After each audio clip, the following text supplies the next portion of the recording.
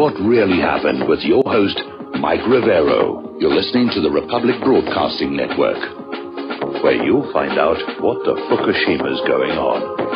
And aloha, America. Welcome back to our show. It's Thursday, May 26, 2016. Sure happy it's Thursday. Sure happy it's Thursday. Sure happy it's Thursday.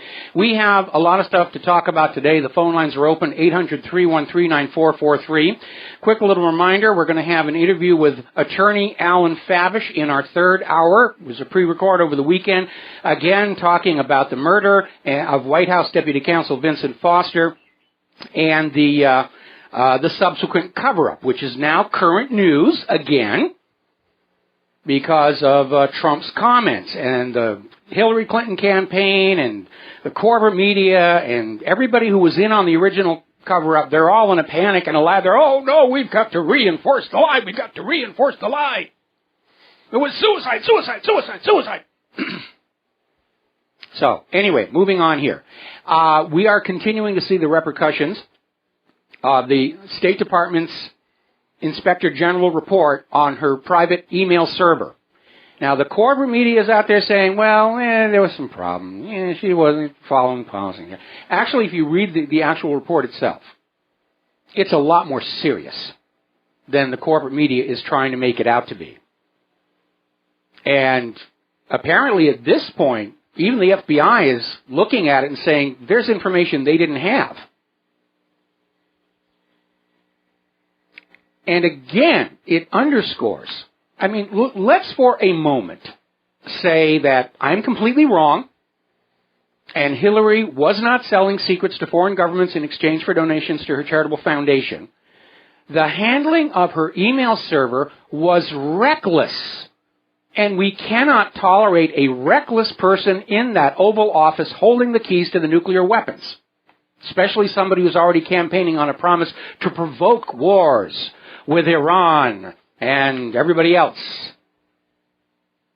Now, one of the revelations to come on out from the IG report, and it completely contradicts what Hillary and her people have been saying about how there's no evidence our server was compromised or hacked, that Guccifer is just, he's doing opium and he's just making this stuff up. He's part of the vast right-wing conspiracy. He hates women, blah, blah, blah, blah, blah, blah. But apparently, the IG found that Hillary Clinton was aware that her email system had been compromised at least 4 times, did not report it, did not say, hey, let's get this under more security, went out of her way, took overt actions to not have to acknowledge to the State Department that State Department communications were being compromised through her server. Now we're hearing that the Brian Pagliani, who set it up for her, is not actually a real computer expert. His appointment at the State Department was actually a political appointment. And Hillary said, come set up a server. Now, apparently it was actually a revamp of a private server that was already in their home. But this guy is not the guy to be setting up a server with any kind of security. Maybe Hillary's going to dump the blame on him and just set him up to be fried here. But at least one case, Hillary's private email system was attacked to the point where they had to shut the server down.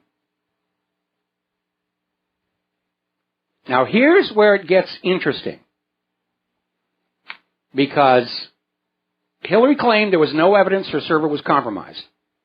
And yet we know it was compromised to the point of having to be shut down and restarted and worked on. Now, at that point, the responsible and prudent thing to do would have been to stop using her unprotected private server and use the secure email system provided by the U.S. government that she was supposed to be using. So why didn't Hillary do the responsible and prudent thing? And what does this say about her potential performance as a president? Now, this email server is a huge deal, despite what corporate media is trying to tell all of you. 14 high-ranking U.S. intelligence veterans signed a memo addressed directly to President Obama, urging him to take prompt action. And basically saying Hillary's server is a risk to the security of the United States, it's also a felony. And what this tells us is that Obama did know there was a private email server. Obama did know it had weak security, and it was a threat. And he did nothing about it. If I am correct, and Hillary was selling secrets to foreign governments, then Barack Obama is guilty of misprision of espionage. And all of Hillary's defenders are accessories. We're looking at major jail time for a lot of these people. And we'll get back to this in a little bit. As you know, Virginia Governor Terry McAuliffe, who's a longtime Clinton associate, is being investigated over some questionable donations to his own campaign. And in the middle of that, some other information has come on up. Apparently, Terry McAuliffe invited a Chinese businessman who had made donations to him. That's the focus of the investigation. He invited this Chinese businessman to a 2013 fundraiser at Hillary Clinton's personal Washington, D.C. residence. Less than a month later, this Chinese businessman's company made a $500,000 donation to the Clinton Foundation, the first of several donations that eventually totaled $2 million. This is already turning into Chinagate, the sequel, or Son of Chinagate, or Chinagate, the New Beginning. The former head of the NSA, Michael Hayden, was out there on the record saying every foreign intelligence service in the world was thumbing through Hillary's email server.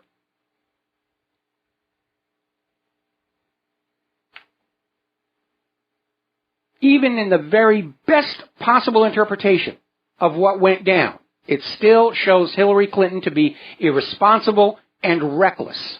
And we cannot have that in the Oval Office. Now, Judicial Watch has released a statement regarding this report from the State Department Inspector General, and basically saying that it's about time.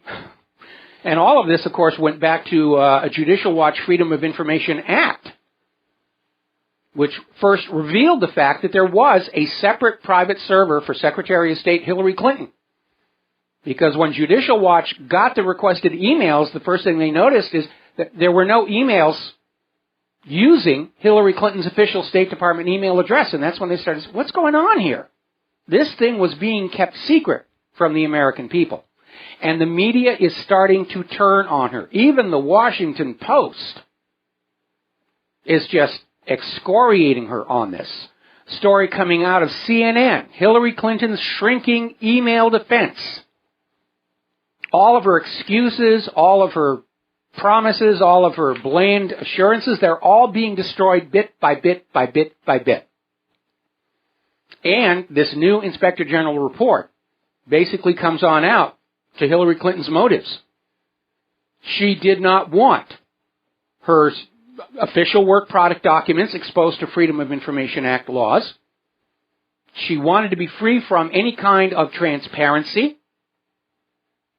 And that's why she had a private email server. Now, Donald Trump, of course, has leapt on this case, as well he should, and we all should.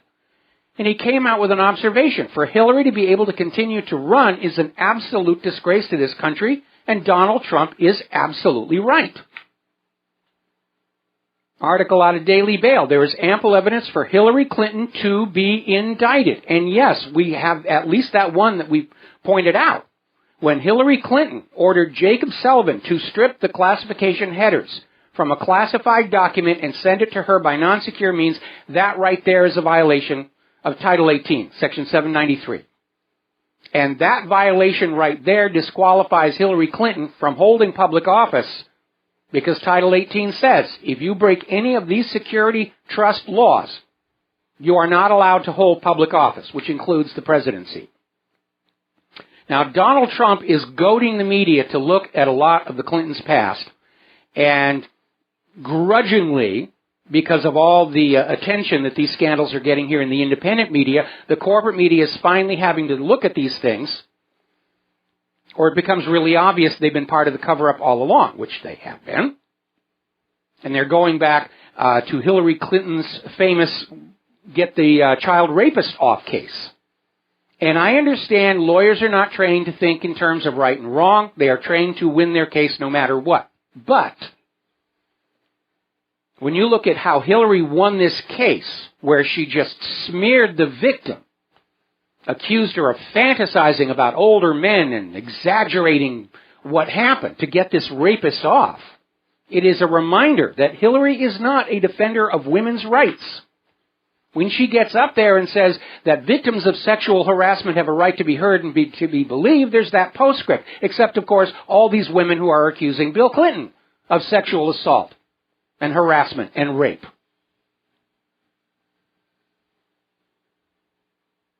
Now, the good news is, for you Donald Trump supporters, he has now crossed the threshold of 1,239 delegates to secure a first ballot victory for the nomination. And we still have a couple of really big primaries yet to go. By the time the GOP convention hits in July, Donald Trump will have that first ballot victory with a wide, comfortable margin. It's not going to be taken away from him by blackmailing and bribing the delegates to change at the last second. We know that's what Ted Cruz wants to do. We know that's what William Kristol's trying to do with his Dump Trump campaign. But right now, I'm very concerned about this. All the way back when Trump was first starting to gain notice, and I said they're going to try and use the Ron Paul tactic on him, keep him out of the nomination. If that fails, they'll resort to the Robert Kennedy tactic. And I'm still very, very concerned and worried that this is what's going to happen. And the time of maximum danger is going to be before the convention, so the GOP can throw another nominee out there, like Jeb Bush, to guarantee the status quo will continue regardless of what happens in November. Because everybody's got to be planning now on the distinct possibility that Hillary Clinton is going to be taken down before the general election. That State Department Inspector General report was a major game changer. Now, of course, the media is still attacking Donald Trump for even mentioning Vince Foster. How can you do that? You must be part of the vast right-wing conspiracy. And analysts are saying that at this point, the mention of Vincent Foster seems to be signaling that Donald Trump's next attack on Hillary is going to be Whitewater. And that is a very good thing. Even Donald Trump may not understand where Whitewater leads. Vince Foster, just a few days before he was murdered, came out and said, Whitewater is a can of worms nobody wants opened, because it links back to the CIA's money laundering for the Iran-Contra gun and drug running operation, and the northern end of that gun and drug pipeline was Arkansas under then-Governor Bill Clinton. And that network of land flips and banks and the Arkansas Development Finance Authority was the money laundering, the money growing system, procurement, and everybody got rich along the way, and tons of cocaine were pouring into the United States. That's why during the Whitewater hearings, anytime anybody started talking about that airport out in Mena or the rest of it, Daniel Inouye, who was chairing that committee, would slam the door shut, say executive session, kick out the public and the media. Because that was the real dark secret. What you heard about Iran-Contra was the limited hangout. You caught us, we did some small bad things. But they were hiding the big bad things. Now, as you know, over in New Mexico, the hired thugs and disruptors, the brown shirts, let's call them what they are, the brown shirts, disrupted Trump's rally, causing chaos. The protesters got violent, burned up police cars. And we're starting to hear from law enforcement that they have had about all that they're going to take of this nonsense. This is not First Amendment right to freedom of speech when you start burning up police cars. Story coming out of the Political Insider. Sheriff Clark is ready to throw down on the anarchist criminal Trump protesters, because we've had just about enough of that stuff. Apparently over in Anaheim, police in riot gear were arresting these anti-Trump protesters. And it's really interesting. Anytime the media will talk to these anti-Trump protesters, none of them can come up with a real reason why they're against him. I'm against him. And they use profanity. Trump is bad, Trump is bad. We got to get rid of Trump. Why? I don't know, but we got to get rid of Trump. Is it his position on immigration? I don't know, but we got to get rid of Trump. These are all bought and paid for people. Rent-a-mobs. Big part of politics here.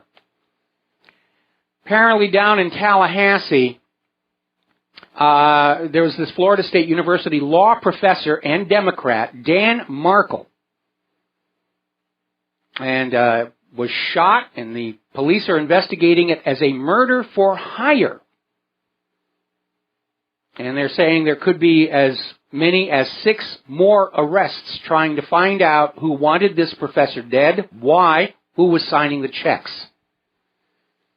When you have this much wet work going on, sooner or later, somebody makes a really, really big mistake.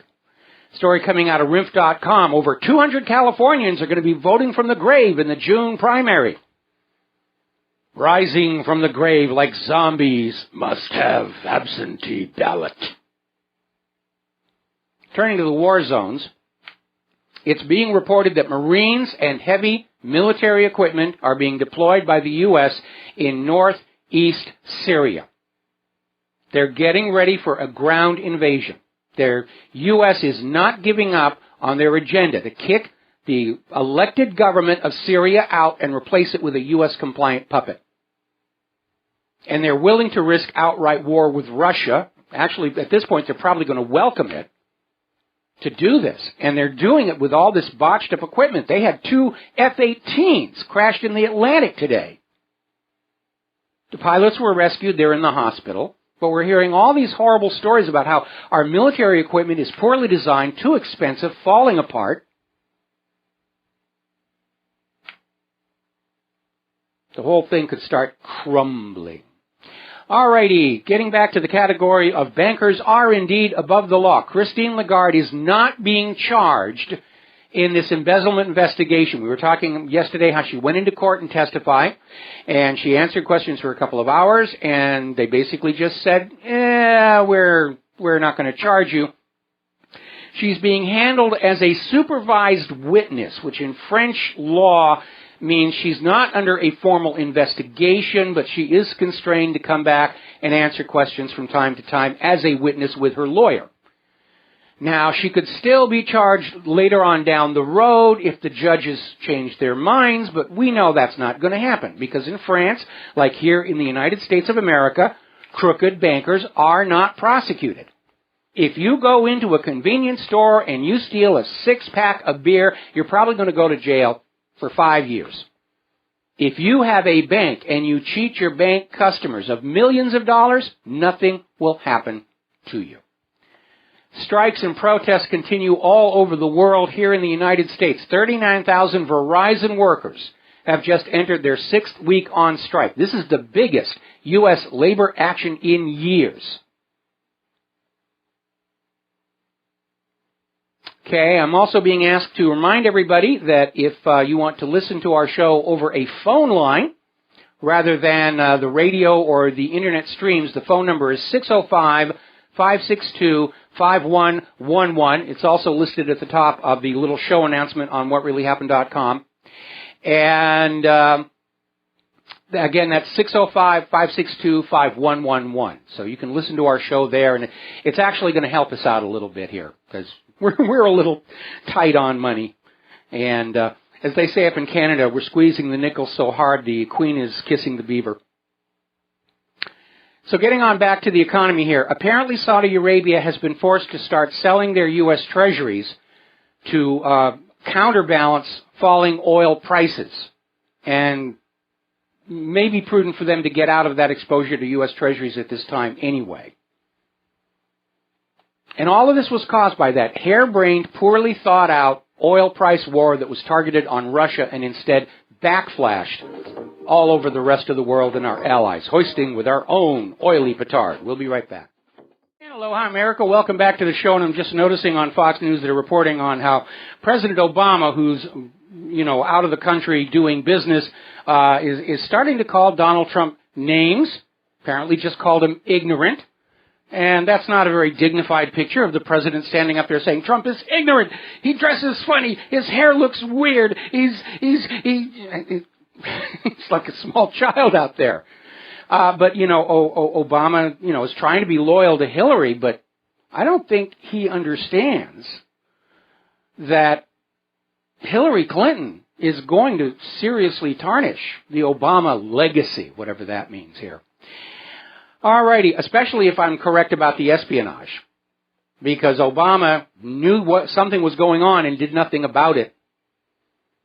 So when we talk about the biggest spy scandal in U.S. history, it may not stop at the Department of State. It's already inside the executive branch here. What a story that would be.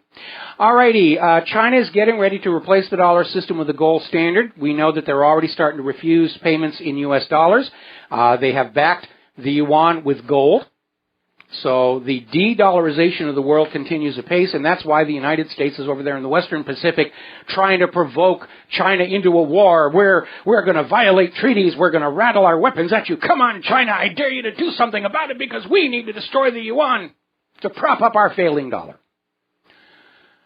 Now, over in France, as you know, there are major protests and growing strikes all across the country. Union after union after union is signing on to this protest against what is being called labor reform, but is just another form of austerity. You must make do with less because the bankers want more. That's the message. It's a tough sell. Now the Union for France's nuclear workers at 19 power stations are about to go on strike. And I don't know that you're going to be able to find scabs that are trained to run a nuclear power plant. We could start seeing massive blackouts. The French unions are warning that if the French government doesn't back down on this latest austerity, that there's going to be disruptions to the Euro 2016 Soccer Cup. This is getting very intense there. And, of course, on the other side, you have the European Union and the IMF saying it's not far enough. You have to make them poorer. You have to make everybody poor so we can be rich. And article out of Investment Watch blog is asking a very valid question. Something's going on in France. Is it the start of a new French Revolution? Yeah, it could be. It could be a new French Revolution. And if that gets going, it's going to spread across the European Union like a wildfire. France's government has made permanent that state of emergency following the Paris false flag attacks, and is now trying to declare protests and strikes are a form of domestic terrorism. To literally deploy the military against the French people to say, you will be poor and you will like it. We don't care how hard you work, you have to give it all to the bankers. Apparently up in Canada, the Tories want to ram this European Union-Canada trade deal through the Parliament without the Member of Parliament's consent. They want to do it without a vote. This is that transatlantic trade and investment partnership again. They don't want to take the chance Parliament will vote it down. They're just going to jam it on through. Same thing we're starting to see down here in the United States of America. Now remember when Venezuela repatriated its gold and actually started this whole repatriation movement? And the U.S. kept saying, no, you leave your gold here. We want your gold here. You're not going to have it. Venezuela, because of the economic warfare waged against it, is now having to sell its gold reserves to keep itself funded. So the bankers are getting the gold back. Aha, I told you weren't going to be able to take the gold home. We sure fixed you. If you live in Maryland and you are a customer of the Mars supermarkets, they are all closing. Can't make it happen anymore. Can't pay the bills. The whole system is locking up because the money junkies have grabbed all the wealth to themselves and they don't want to share it with anybody, even if it means bringing down the entire economic system. All right, we're going to take a break for commercials. We'll be right back.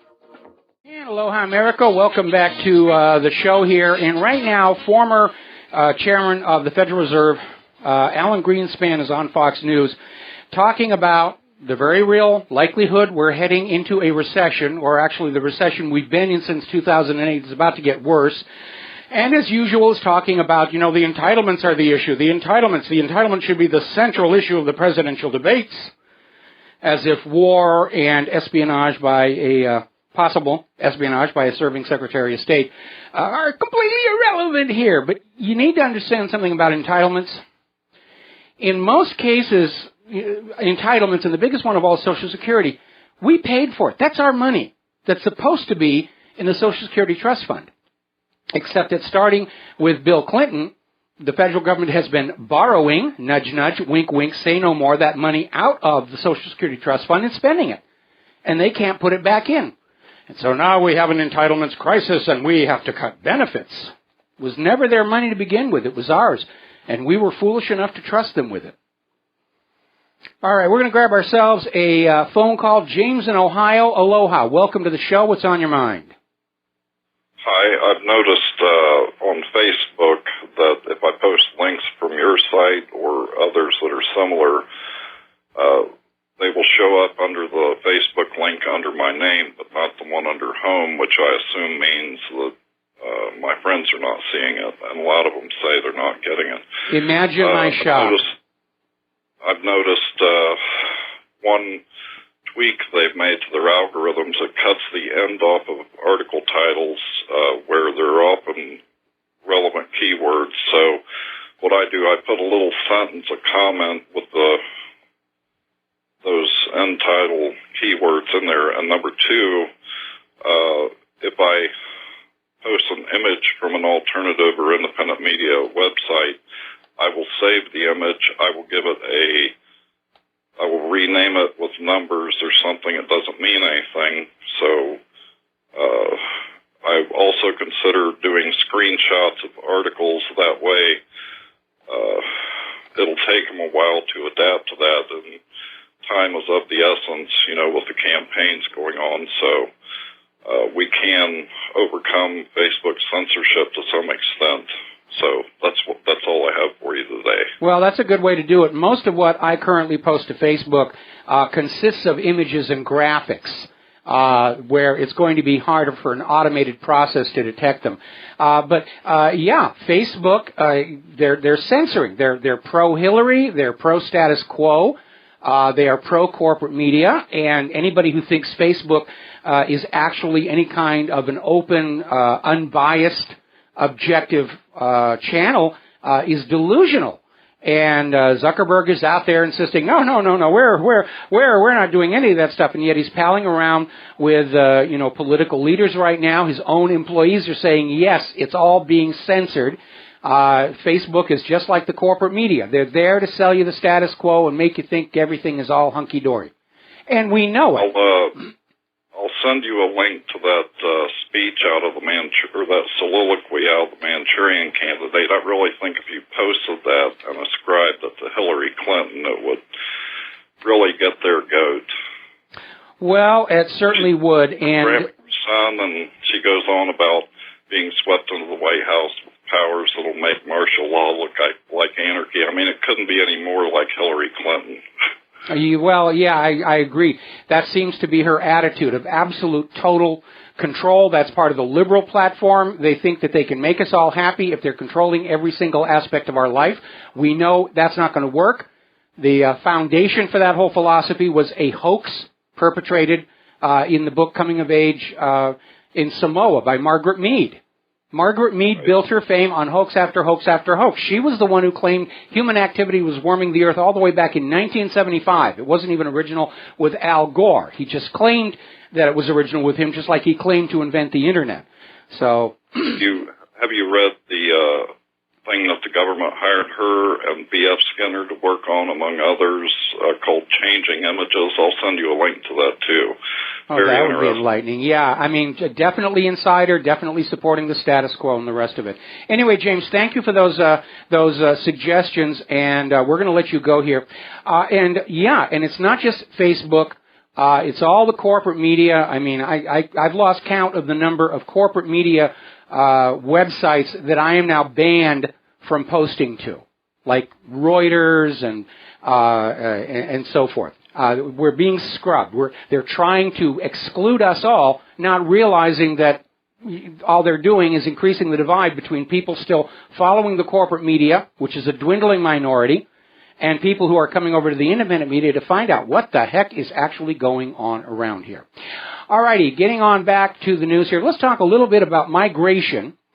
Migration has hit the second highest level ever at 333,000 into Britain, and nearly half are from the European Union, coming through that tunnel and across on the ferries. And Boris Johnson is saying that if they don't pass Brexit in Great Britain, the border controls will be gone, and Great Britain will be wide open to literally an invasion by foreigners with the connivance of their own government, which, by the way, is more or less how it is that King Charles I came to lose his head, by being all buddy-buddy with the Scots over his own people.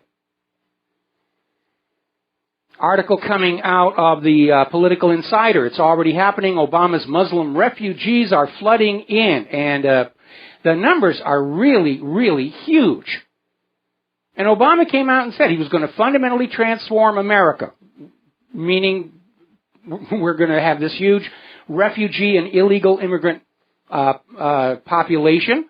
And Obama has increased the number of people coming across that border by over 30%. They are desperate to blur us all together so we lose our sense of identity, historical, regional, cultural, even our gender identities under attack. Because they think it's going to make us easier to control. And they don't care what it costs the public.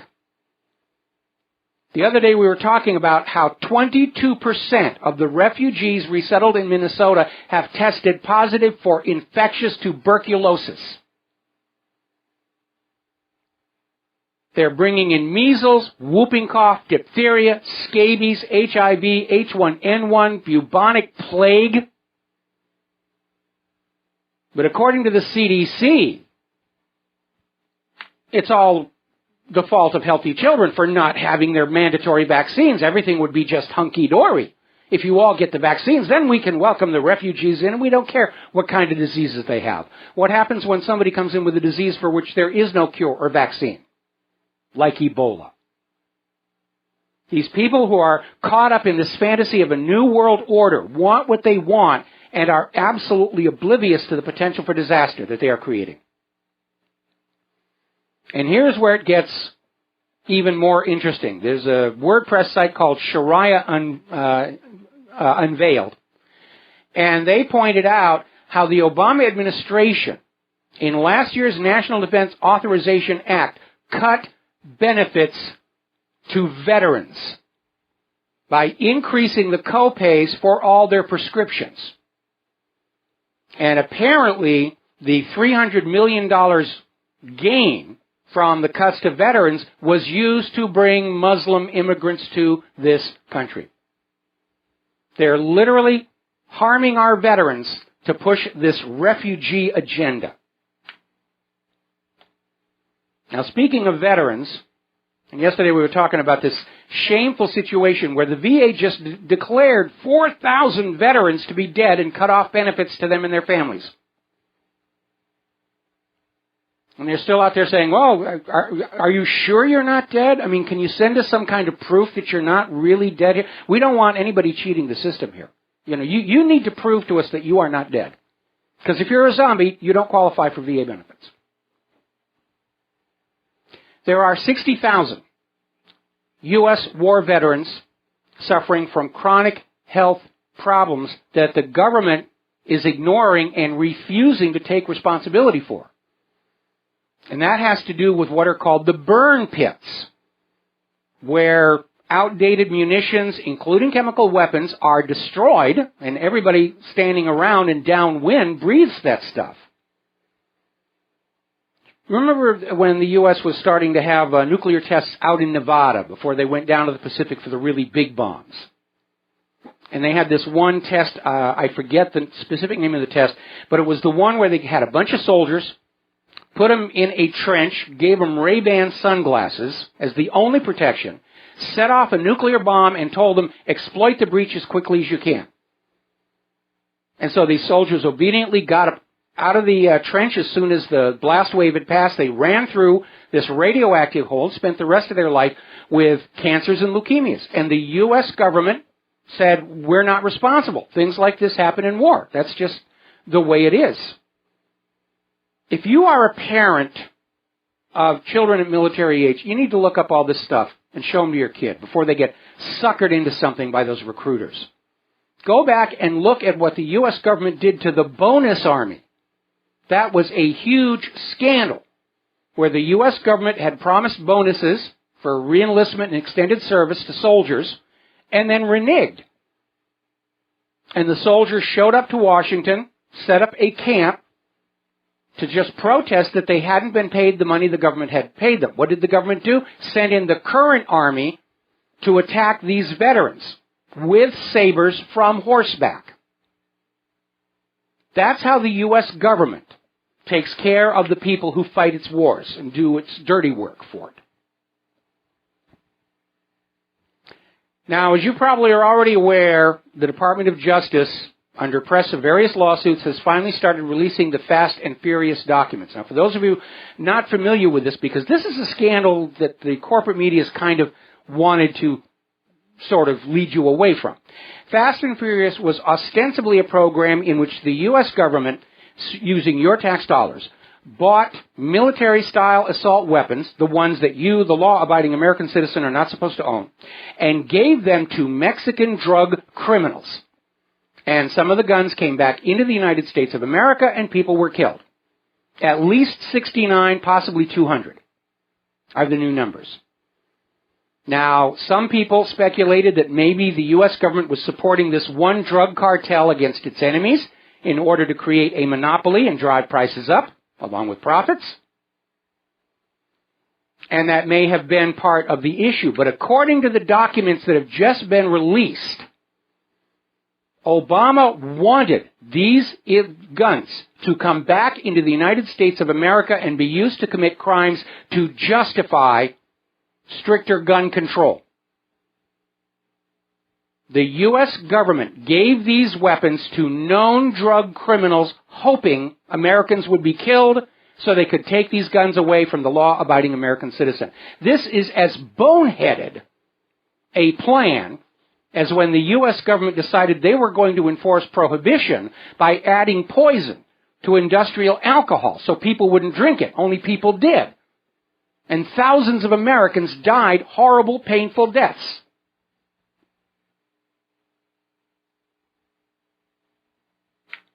Now then, apparently Katie Couric did an anti-gun program and was basically busted for deceptive editing, trying to make supporters of gun rights look like idiots. It wasn't a report, it was out-and-out propaganda. And looking at the original raw footage of the interviews, Katie was losing every single argument she was trying to make for gun control, and she just had her editors turn it around to make her look good and make the supporters of the Second Amendment look like they were morons. This is the corporate media trying to sell you an agenda. This is why we call the corporate media prostitutes and correspondents, because that's exactly how they act. Now, over at the Washington Free Beacon, Ali Mayer is reporting that a self-identified IRS employee is openly and publicly saying that, yes, he's going to go after and target and try and shut down any groups, conservative groups, who are looking to limit or abolish the Internal Revenue Service. And he made these statements to Cleta Mitchell, an attorney representing those groups, on a Washington Journal segment on C-SPAN. So the IRS is, in fact, a terrorist group. They're a political instrument. They're not about revenue. They're about using on your enemies. And we now have confirmation that, yes, the Internal Revenue Service was specifically targeting Barack Obama's enemies. That's not what they're supposed to be doing. That was one of the original articles of impeachment for Richard Nixon, sicking the IRS on enemies. And the Clintons did it during Bill's time in office. Filegate, they called the scandal. No, that was IRS Gate. There were so many Gates with the Clintons. It's amazing here. Now, getting on back to what I was saying about a war on our sense of self, a war on our identity, and how it's even extending to gender, where we're no longer allowed to think of ourselves as male or female, regardless of our physiology, but it's now being blurred and blended. New York City will allow you to choose from 31 different gender identities. And businesses that do not accommodate this are looking at six-figure fines. These are some of the approved gender identities if you live in New York City. Bigendered, cross-dresser, drag queen, drag king, femme queen, female to male, FTM, gender bender, gender queer, male to female, MTF, non-op, hijra, I don't even know what that one means, pangender, transsexual, and with two different spellings, trans person, woman, man, that makes sense, butch, two-spirit, trans, agender, third sex, gender fluid, non-binary transgender, androgyne, gender gifted, gender bender, person of transgender experience, and androgynous. For me, in my youth, I was a trisexual. I would try anything sexual, but today I'm just a lesbian trapped in a man's body. Isn't this getting ridiculous? The only thing that makes sense is they're trying to make us doubt who we are, because if we're not certain of ourselves, it's harder for us to stand up against those who would abuse us.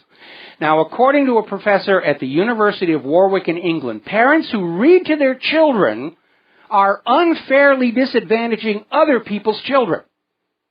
You shouldn't read to your children. Oh, no, it's not fair to children whose parents are too busy to read to them. That's the latest political correctness run amok. I think there's another agenda. I will tell you when we get back. Aloha, America. Welcome back to the show here. So we're talking about this professor at the University of Warwick in England who is out there saying that parents should not read to their children because it is an unfair advantage over children whose parents don't read to them. Well, I would think what you would want to be doing in order to give the children the best advantage possible is encourage parents to read to their kids. Now, do you remember a guy by the name of Wally Amos? He invented the famous Amos chocolate chip cookies, which were bought out by another company. He's not even allowed to call himself Famous Amos anymore. But for a while, he was running these cookie stores / bookstores here on Oahu. He's a very nice gentleman. I've been friends for years now. And that was a big part of his agenda, was encouraging families to read together. But there's a problem from the point of view of a tyrannical government. Parents who are reading to their children at home may be reading them something the government doesn't want the child to know. And I think that's what's behind this whole idea of don't read to your children, you're being unfair to others, in order to give the government a monopoly on what's going into your kid's brain. No way in heck. Look, parents want to give their children advantages. They want their children to get ahead in life. They want their kids to have better jobs. That's just human nature. And it shows just how completely out of control this political correctness has gone. Now then, somebody actually sent me in an article we were mentioning before about how U.S. soldiers were marched into an atomic weapon test in Nevada and paid very hideous prices for it. Leukemias, cancer, and the government basically ignored them, said, no, we're not going to pay the medical costs. It's not our problem. These things happen. And somebody sent me in an article that was over in the Daily Mail, and I had to take umbrage with it. And by the way, comments were closed on the article, and I understand why. Because one of the paragraphs in this story, came on out saying that, these soldiers witnessed these atomic explosions firsthand and from close range before the devastating health effects of those bombs were fully understood. That is a flat-out lie. The U.S. government did know the health risks because during the development of the atomic bomb, there had been accidents. And they had seen firsthand how humans reacted to radiation poisoning, including one death. So the government can't say they didn't know what was going to happen to these soldiers when they marched them in. The goal was to see if they could get the soldiers through a breach in enemy lines blown by a nuclear weapon. And who cares if they die a couple of years later? We'll have new young soldiers by then. That's how they think. Apparently, the Obama administration, the most transparent administration in U.S. history, has now ended conflict of interest disclosure rules for top bureaucrats in the government. If you are an official in, for example, the FDA, you are no longer going to be required to disclose your financial ties to those corporations you are supposed to be overseeing. It's none of your business. All right, we've got to take a break for our top of the hour station break. Back with hour number 2 after these few words. Aloha, America. Welcome back to our show here. Hour number 2, the phone lines are open, 800-313-9443. And, of course, coming up in hour 3, we'll be having our taped interview with Attorney Alan Favish regarding the murder of White House Deputy Counsel Vincent Foster and the subsequent cover-up. Now, getting on back to the gun rights issue, apparently the Pennsylvania House is getting ready to evaluate a recent proposal to allow permitless carry for residents. This is House Bill 230. Been passed to the Judiciary Committee, and basically is going to say that if you live in Pennsylvania and you want to carry a gun, you can just carry it. You don't need a permit, which is good. On the other side of the gun grabber spectrum, we have this story coming out of New Jersey, where there's an Army officer who has been receiving death threats.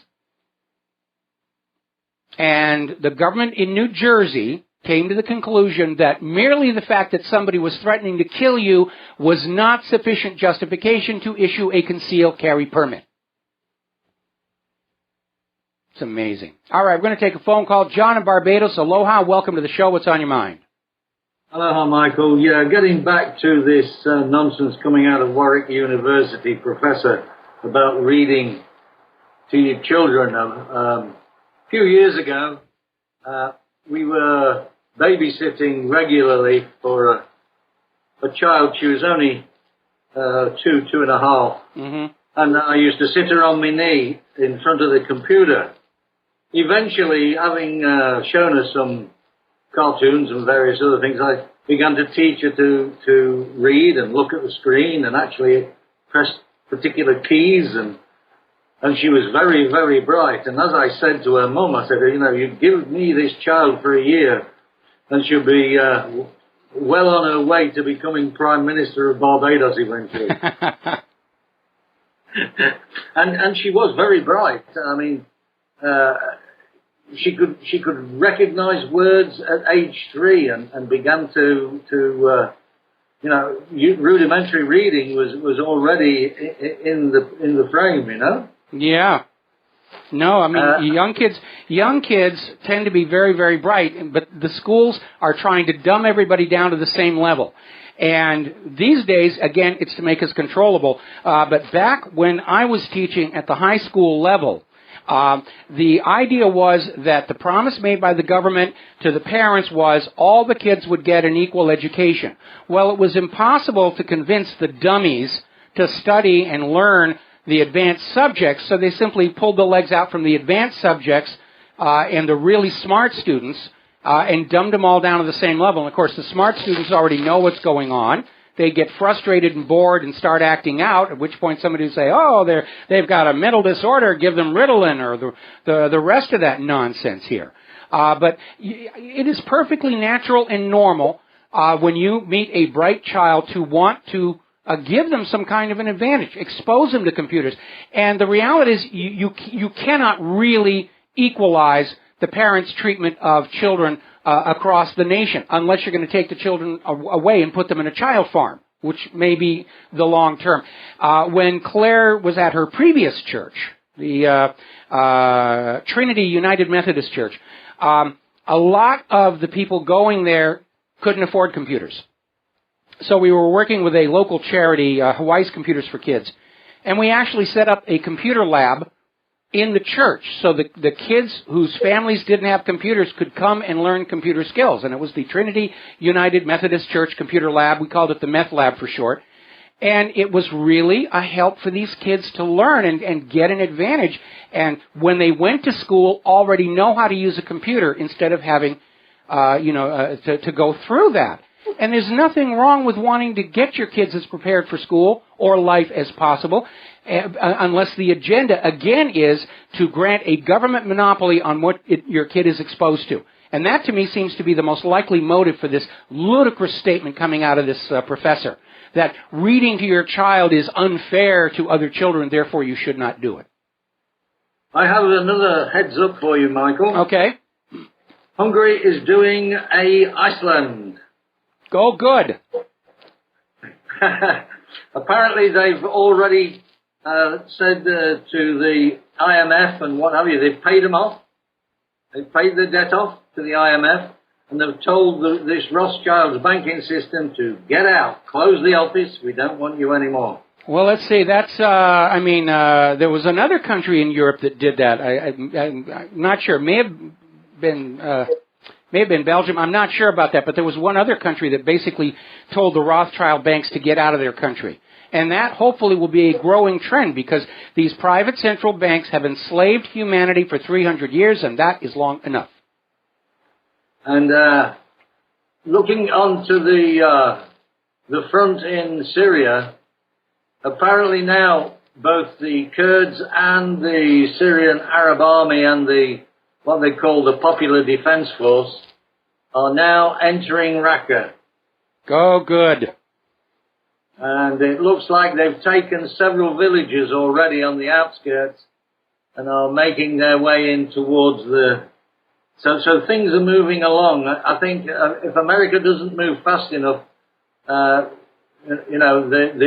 Syrian Arab Army will be moving into the northeast anyway. I think the only major stronghold left is Aleppo. That's still in our pet terrorists' control, I think, isn't it?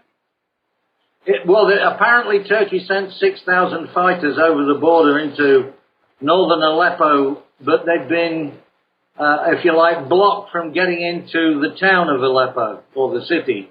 Okay. Well, you heard this report that we put out here where U.S. Marines and heavy military equipment are being poured into northeastern Syria in the Kurdish region. So it looks like the U.S. may still try a run across that border with Turkey trying to get to Damascus and get Assad that way. They're clearly not giving up this agenda.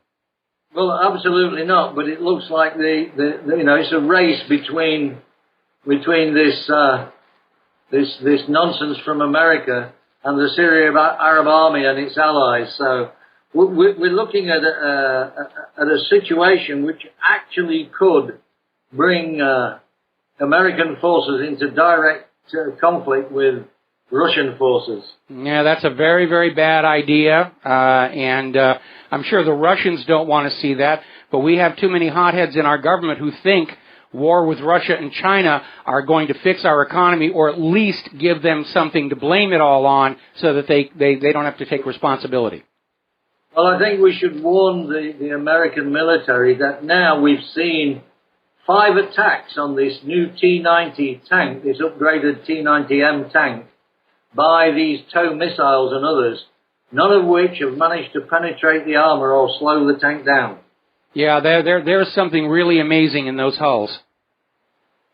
Apparently they use some sort of electronic output which causes the fuse on the incoming missile to detonate too early. Oh, that would be a good way to do that, because all anti-tank missiles are basically shaped charge warheads relying on Monroe effect, but that's got a very limited range. So, yeah, if they're tripping those rockets off early, that's definitely going to defeat that system. Well, apparently, according to what I've been reading, these rounds detonate at between 8 and 10 meters away from the target. That's pretty amazing. That is pretty amazing. I'm trying to... boy. I don't know enough about tow missiles to know what they're probably doing. It's certainly going to be worth looking at. I don't know if it's a contact fuse or a proximity fuse. If it's a proximity fuse, I can see ways that you could fool it and spoof it into thinking it was closer than it really was. Anyway, listen, John, thank you very much for the information. We're going to let you go here. And getting on back to the news, apparently Donald Trump and Bernie Sanders are going to have a debate for the benefit of charity. In other words, they're saying it's not really a debate, it's a simulated debate, but if you want to watch it or attend it, you have to pay for a ticket, and the money's going to go for charity. And I think it's a brilliant idea. First of all, it's going to benefit the charity. More importantly, it starts to sell the idea of Bernie Sanders as being the Democratic nominee. Because anybody in the Democratic Party who is not taking into consideration the possibility that Hillary is going to implode over the email / potential spying scandal, they're living in a dream world. They're being delusional. Now, earlier I was talking about how Obama is on this whirlwind trip all over the Far East, and he's trying to make deals and everything. But he's out there name-calling on Trump, saying he's ignorant and the rest of it. And I sort of thought that the president, while he was at that G7 meeting, was going to be doing G7 business, but apparently every time he gets on camera, he starts yelling names at Donald Trump. And Donald Trump has come on out and said, wow, talk about obsessive. Every time Obama is on a press conference, he attacks Donald Trump. And I don't think it's going to affect public opinion the way Obama thinks it might.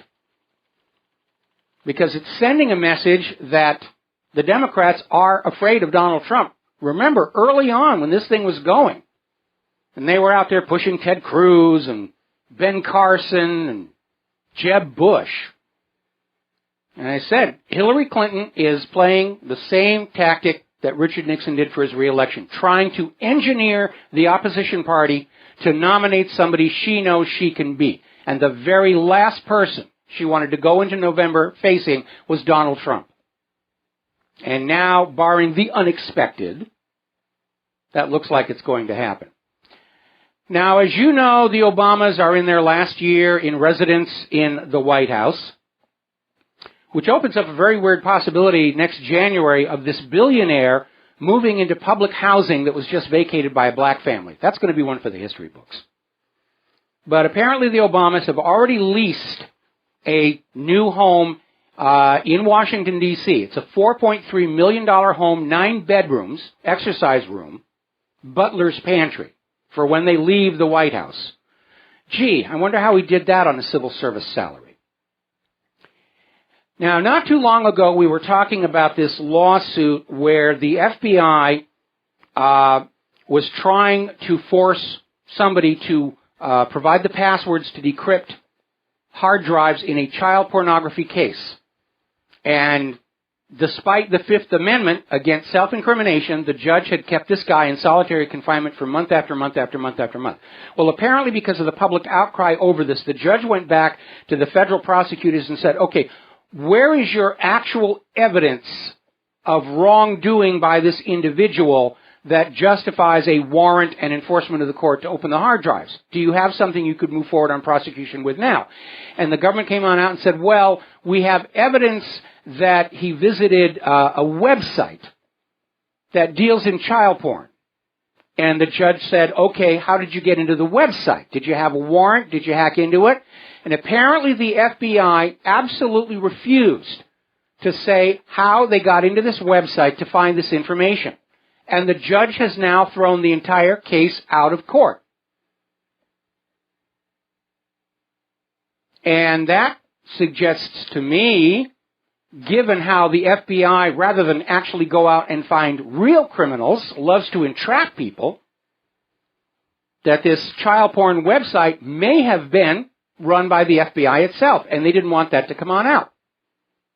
Because we know how they use informants to set up these losers as patsies for terror arrests. It's a lot easier to set up a patsy and entrap them than to actually find real criminals. They can't find real criminals. The FBI's official recommendation, if you are a victim of ransomware on your computer, is pay the ransom. They admit they can't do a thing about it. But they're going to go find some convenient Muslim and make him look like a terrorist, because that's what they're going to do. Now, I don't know if this guy in this case was involved in child porn or not. But one of the founding principles of the United States of America, the reason we have the Fourth and Fifth Amendments, is the position that it is better to allow a guilty person to go free than to wrongfully imprison or punish the innocent. And I'm in agreement with that. It seems to have been the case here. We don't know one way or the other. But what we do know is the government isn't playing by the rules. And that is a threat to the nation as a whole. Now, speaking of computers, story came on out at WCCFtech.com confirming what I was saying not too long ago. Microsoft's Windows 10 is going to be moving to a subscription-based model. And what they have done is they've given away the core Windows 10 for free. Isn't it wonderful? But if you want any extra features, you will pay for it month after month after month after month. And because the revenue stream is constant, there's no incentive to improve things, add functionality. And I told you this was going to happen. It's all month-to-month rental from now on from Microsoft and most of its vendors. Now, the other day we were talking about how Microsoft's approach, tactics, if you will, for their Windows 10 NAGware violated Microsoft's own guidelines to developers on how to behave out there. And now we're finding out that if the latest generation of the Windows 10 NAGware, that little X that closes the window, is now being declared to mean, yes, go ahead and install by Microsoft. It's not an accident. It's not a coding error. It is by design. If the Windows 10 NAGware Windows comes up and you try and close it, that will start the installation process. Linux. We've got to go to Linux. Somebody has to teach these large corporations that the old philosophy of the customer is always right and you make money by giving the customer what they want is the best way to run a business. When you sit up there and say, you will do what I tell you to do, you will buy the product I tell you to buy, it's going to have consequences. Windows 10 has turned out to be a disaster for hardware makers. The economy was a big enough problem. But people don't want Windows 10. When I was looking at a potential replacement for Claire's Choir laptop, and we went into the local Best Buy, which I hated doing, but all the other computer stores have gone out of business. And we were looking at the laptops, and every one of them was Windows 10. And I said, I don't want Windows 10. And the salesman would say, of course you want Windows 10. You want Windows 10. Windows 10 is beautiful. Windows 10 will restore your youth. Windows 10 will let you live forever. Windows 10, you can't get into heaven unless you have Windows 10. And I said, is it possible to get these machines with Windows 7? And they said, well, yeah, if we special order them. So apparently a lot of people are doing just that. So, anyway, let's grab some phone calls. Glenn in Philadelphia, aloha, welcome to the show. What's on your mind? Hello. You know, the furthest person from my mind is Mike Rivero. If there is someone to whom I would not want to grant further name recognition, it is Mike Rivero. Mike Rivero is just bad. He's not nice. Mike Rivero. Way to go, Obama. Brilliant. Yeah, that's exactly what he's doing. That's crazy. But that's all right. He's still going to cash in anyway. Can you imagine the kind of money he's going to make on the lecture circuit? That'll pay for his rent, his lease on that place. You know, he'll be bringing in as much or more than Clinton. Yeah, he will. Certainly more than George W. That's how the bribes get paid, because nobody really wants to hear what this guy has to say. We don't even watch him on his televised press conferences for free. You know, the reason Hillary Clinton isn't releasing the transcripts of all her Wall Street speeches is there probably weren't any speeches. They just got together in a room, had a bunch of drinks, and they wrote her a check saying speaking fee, because that looks better than bribe. And that's basically what happened. That's how the bribes get paid. Speaking fees, consulting fees, book deals. I mean, look how much money Hillary got advanced on her books, which were all terrible sellers. I mean, either these were bribes or these publishers were just had a really bad sense of business development. Yeah, well Bill Kristol's going to counter with Operation Senilia. He's going to bring George W. out of retirement, to speak. And, because his endorsement of Jeb was such a glowing success, they didn't realize, the potential. Okay, Glenn, thank you. I got to let you go. We got to take a break for commercials. And aloha, America. Welcome back to the show here. We're going to go right to the phones here. Mateus in Canada. Aloha. Welcome to the show. What's on your mind? Oh, hey, Michael. I have a genius idea that will probably double your website traffic. Good. You want to hear it? Yes. Okay. Are you familiar with a comment engine called Discus? Oh, yeah, I am. Okay. So I've used that for a long time, and I found out that people get quite enthusiastic about using it because it keeps track of all your comments, and you end up meeting people, and it keeps score of how your comments were received, and then you can follow up and you can have conversations. Anyway, the point is that any website that has this, they have kind of an after effect lingering increase of traffic of people that hang around and debate each other about the articles. And so the point is that there's a vacuum right now because the mainstream media is afraid of our comments, and so they're all removing their comment sections. So there's this incredible opportunity where if you let me cut in here a little bit. There is a chat room for members of the WhatReallyHappened.com website. We used to have a chat forum on the website, but all of the paid shills would jump on in and scream that I was an anti-Semite and I hated Jews or whatever else, and basically trash the place. And the effort of trying to police all this stuff when it was wide open to everybody was just really more than I could do, because this is kind of we're a small operation out here on Oahu, and it really was more trouble than it was worth. Oh, that's too bad. Yeah, and because right now we could take the traffic that would normally be hanging around a mainstream media outlet article, and if you gave people an opportunity to debate a mainstream article, that the mainstream article is not allowing comments, but the comments. Well, I'll tell you what. I'll take a look at it. I'll take a look at it, and if it's not going to add too much workload to my already overloaded day, I may go ahead and try that for a while. On the other hand, Discuss has a tendency to block me on a lot of corporate media websites already, so, what can I tell you? Okay, fair enough.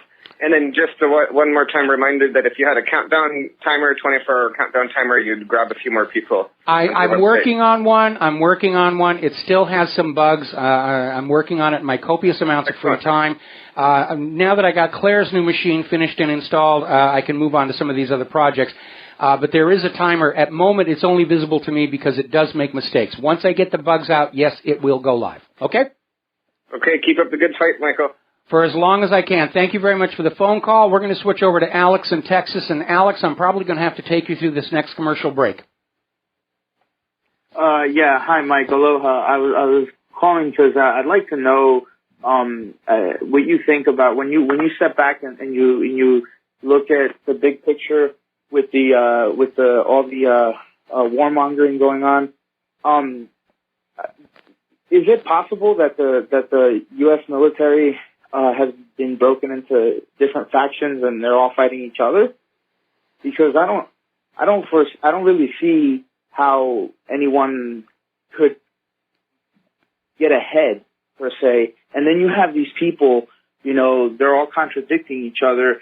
Some of them say peace with Assad, others say Assad has to go. And just yesterday they had this thing where they're gonna the Saudi prince said that Plan B was going to go ahead and use force. Well, there's absolutely no question that our government is badly factionalized. There are different competing agendas. There is the continuing neocon agenda of conquering the resource-rich areas of the world. There is a growing number of voices who have concluded, as I have, that the U.S. is likely to lose this coming conventional war or possibly nuclear war with Russia and China, and that is not something that we want to do. And that's where we get the conflicting statements, because, again, there's no unified direction of the country right now. It's a bunch of separate little groups and separate little agendas at war with each other.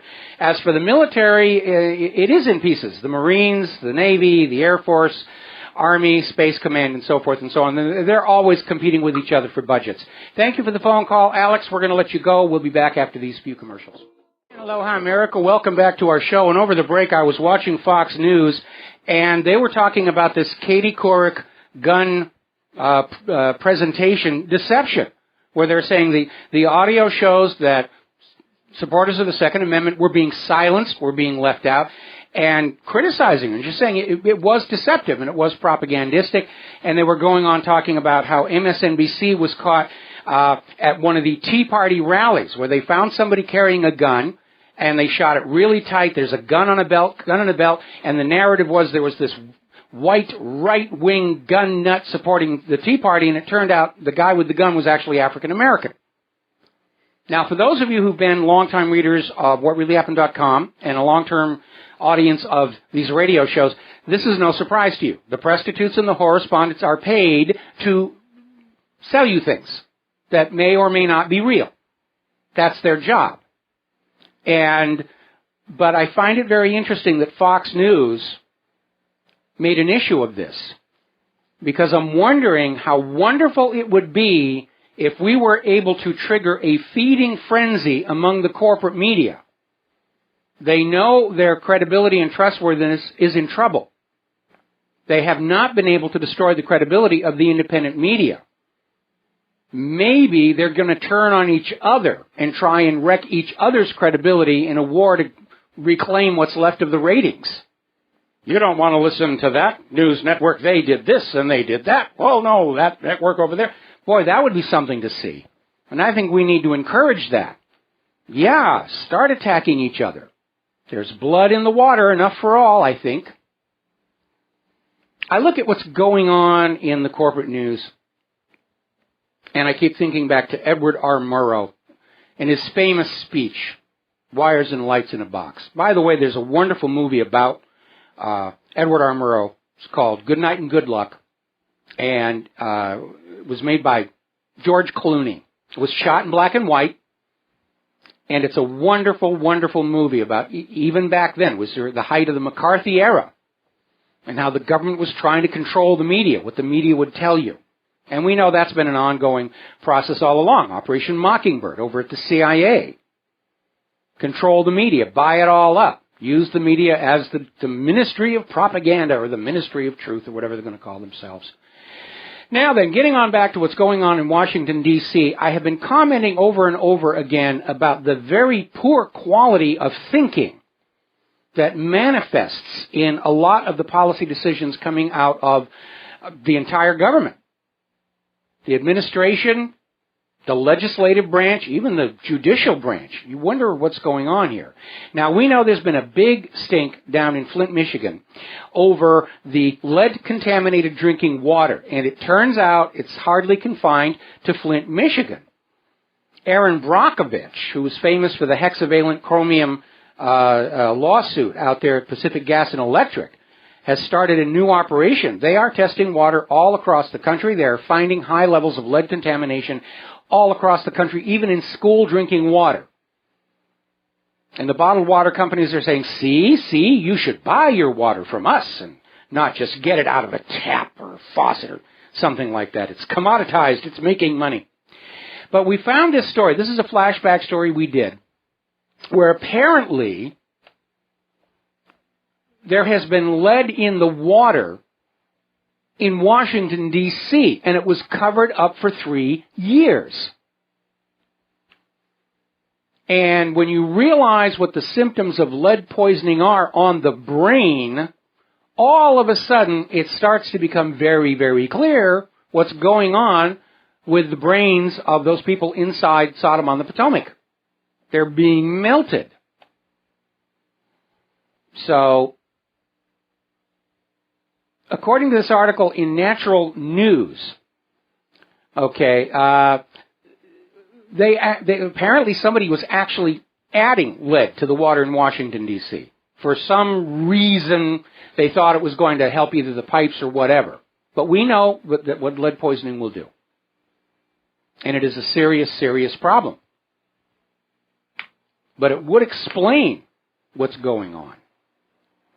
Plus, a lot of those older buildings still have lead pipes under the street. If they're corroding, they're leaching lead in. Plus, I would expect that the denizens of Washington, D.C. are probably taking prescription antidepressants to a very high degree, much higher than the national average, which is already 25% of the general population. We know police take more than that. Study done down in Florida.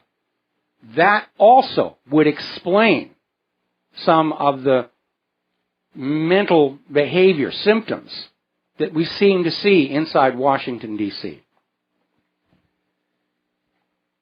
It's amazing.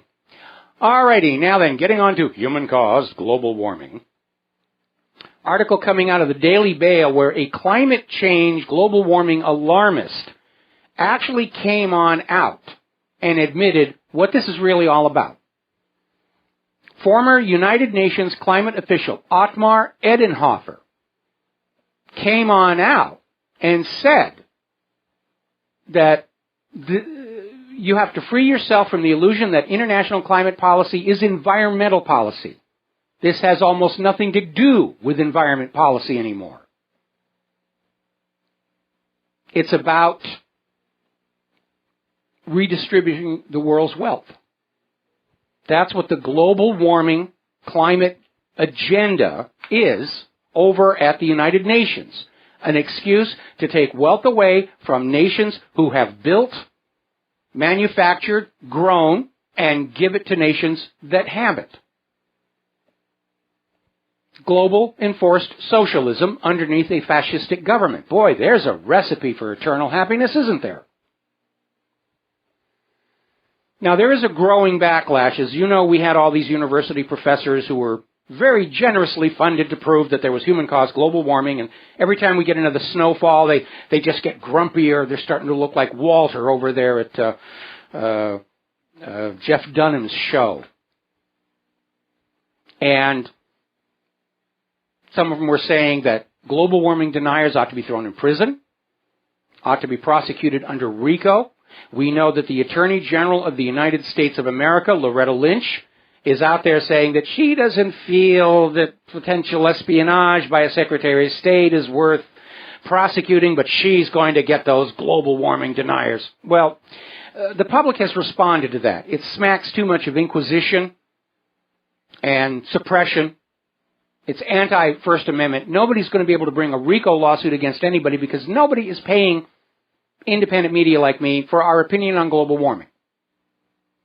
I dare anybody to find a canceled check that somebody in an oil company is paying me to say that I think all this snow and ice we've had the last few years are grounds to go back and re-examine that hypothesis of human-caused global warming.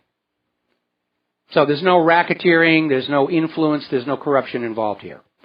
U.S. Senators Ted Cruz, have to give him a nod on this one, Mike Lee, Jeff Sessions, David Perdue, and David Vitter have sent a letter to Attorney General Loretta Lynch saying that the Department of Justice must end its use of law enforcement resources against political opponents of President Obama's global warming agenda.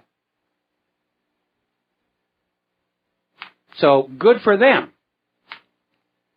Because this idea of using the courts and threat of fines and prison to silence contrary arguments, that's not freedom.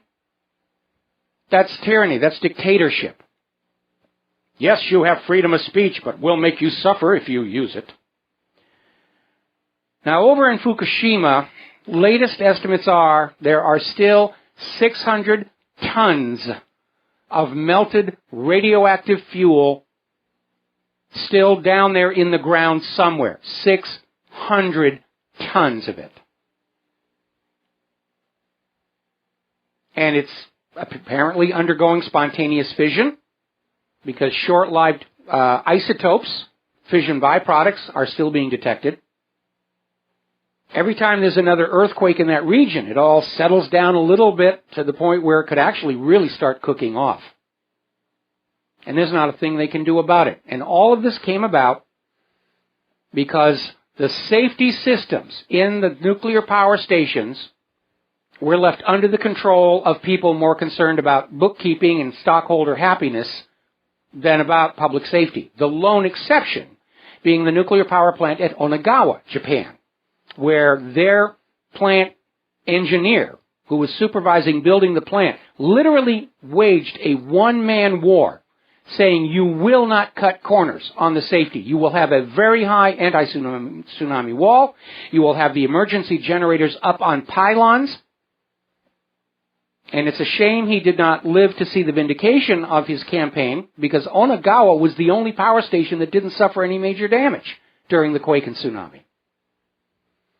Now, there's another problem closer to home, and it has to do with all these spent fuel rods accumulating around nuclear power stations in the United States, because they've never figured out what to do with them. They just pile them up and pile them up and pile them up, and they'll build another cooling pool and put them in there. But you need to remember, these spent reactor fuel rods are highly flammable. If the liquid in the cooling pool were to, for some reason, leak out, or the pools collapse, or there's a fire in the area that sweeps over the site, and these rods catch fire, the radioactive damage to the United States would make Fukushima look like a flashlight bulb. The nuclear risk here inside the United States, from all these spent reactor rods just sitting out in these tanks, it's worse than previously known according to a recent study, and of course it's something that you are not supposed to know about or think about. We're going to take a phone call here. Sherry in Kansas. Aloha. Welcome to the show. What's on your mind? Hello, Mike. I believe this is about the lead in the water. Yes. I believe it was an interview that I heard that Catherine Albrecht did with someone I think a scientist in the D.C. area. Mm-hmm. He said that it was when they started adding the ammonia to the water that creates the chloramine. He said that's what caused the leaching of the lead from the water pipes into the water. Well, that's in regard to the situation in Flint, Michigan, where they, in order to save a few bucks, they switched from the supplied water system to the river, and there was a chemical that should have been put into the water to preserve the walls of the pipe, and they didn't want to spend that money either, so they went with another chemical that really wasn't going to do the job, and that's where it came from. And again, but that's a polluted source. It was a polluted source. It was a polluted source. You know, but this is all over the country. If you look on I'm on a rural water system. If you look on your deal, they're using chloramine in every water system now. You know, of course, what Dr. Parker has to say about that. So. Yeah, I understand that as well. And again, you can go out on eBay and you can get a little water testing kit that you can test your own tap water with. It's about $20, and it covers several things, not just lead. And we're very lucky here in Hawaii. Our water coming out of our faucets here in our home tests perfectly safe, except for the hardness, which is very high, which is perfectly understandable when you're sucking the water out from inside an extinct volcano. But everybody needs to take responsibility. And one of the reasons why government is just not all that interested in fixing the water supply is because this is a boon for the bottled water selling companies who are charging huge amounts of money for the water, and the government gets tax revenues from it.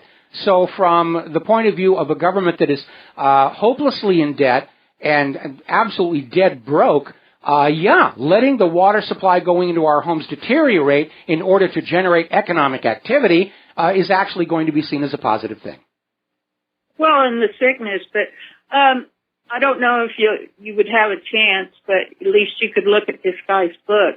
Deanna Singola did a very interesting interview on April 2nd, and the guy, he has a book out there. You can just do a search on this, Killing Us Softly, and it was a very interesting interview, and it was basically the talking about the UN agenda for, to kill us softly. So, well, okay. I know that there's a group of people who thinks the world is overpopulated, which is true. Sex is a lot more fun than dying. And anytime somebody comes up to me and says, there are too many human beings on planet Earth, and I'll say, well, there's a very tall building right there. Go ahead and help solve the problem. Hit a banker on the way down. But what we're seeing here is less an idea of an agenda to kill us all off, and more simply the accumulated residue of decades and decades of very short-sighted policy decisions that are all about maximizing profits and revenues, both to government and companies. And I agree with that, but they are allowing countries that will not, like India and Mexico, that will not get a handle on their population growth. They're letting us be their relief valve, and we shouldn't let those countries immigrate in here because they send a lot of engineers over here. Well, they're screwing people here out of jobs. Well, I agree with you on the effects of the immigration problem here, but again, we know the U.S. is trying to control population through things like vaccine campaigns in third world nations. I did a video once called What Are They Thinking? It's on YouTube. You might want to track that down, okay? Okay. All right, Sherry, thank you very much for the phone call. We're going to let you go. Now then, getting on back to this idea that there has been lead in the drinking water in the nation's capital, these are some of the symptoms of lead exposure in adults. Peripheral neuropathy, fatigue, irritability, boy, we certainly see that. Impaired concentration, there we go. The poor quality thinking coming out of Washington, D.C. Loss of hearing, well, they're certainly not listening to us here. Seizures, let's see, on down here, nausea, and the rest are basically more with the body and less with the mind. But definitely, it has mental effects. People who are going to Washington, D.C. and exposed to this toxic drinking water, it's affecting their brains, and we're seeing the results. And if you're coupling that with the prescription antidepressants, there's a recipe for a totally out of control, irresponsible, totally reactionary government. We're going to take a break for commercials. Back in a few minutes. Hello, hi, America. Welcome back to our show here. We're coming up on the top of the hour. Apparently over in the European Union, now if you're like me, you watch TV and the commercials can get a little much. There are some channels on our cable TV where there are so many commercials I just don't watch the shows anymore. I'll put them on the DVR and fast forward. Apparently in the European Union, they're getting ready to scrap the rule that limits TV commercials to just 12 minutes an hour. And I don't think it's going to increase revenues at the stores because people don't have it to spend over there any more than they do here. And I think people are going to tune these things out. Oh, by the way, if you're a Top Gear fan, apparently the new Top Gear with the new presenters debuts on Monday. I'm going to take a look. I don't have high hopes. I don't think it's going to have the same magic. Even though it's the same production crew and looks very well edited, I'm going to take a look, give it a fair shot, so forth and so on. Apparently, the Jehovah's Witnesses have concealed over 1,000 sex abuse cases. This is down in Australia, going back more than 60 years, which I'm mentioning because every time I talk about priestly child molestation, I get emails saying, oh, why do you hate the Catholics so much? Well, it's not just the Catholics.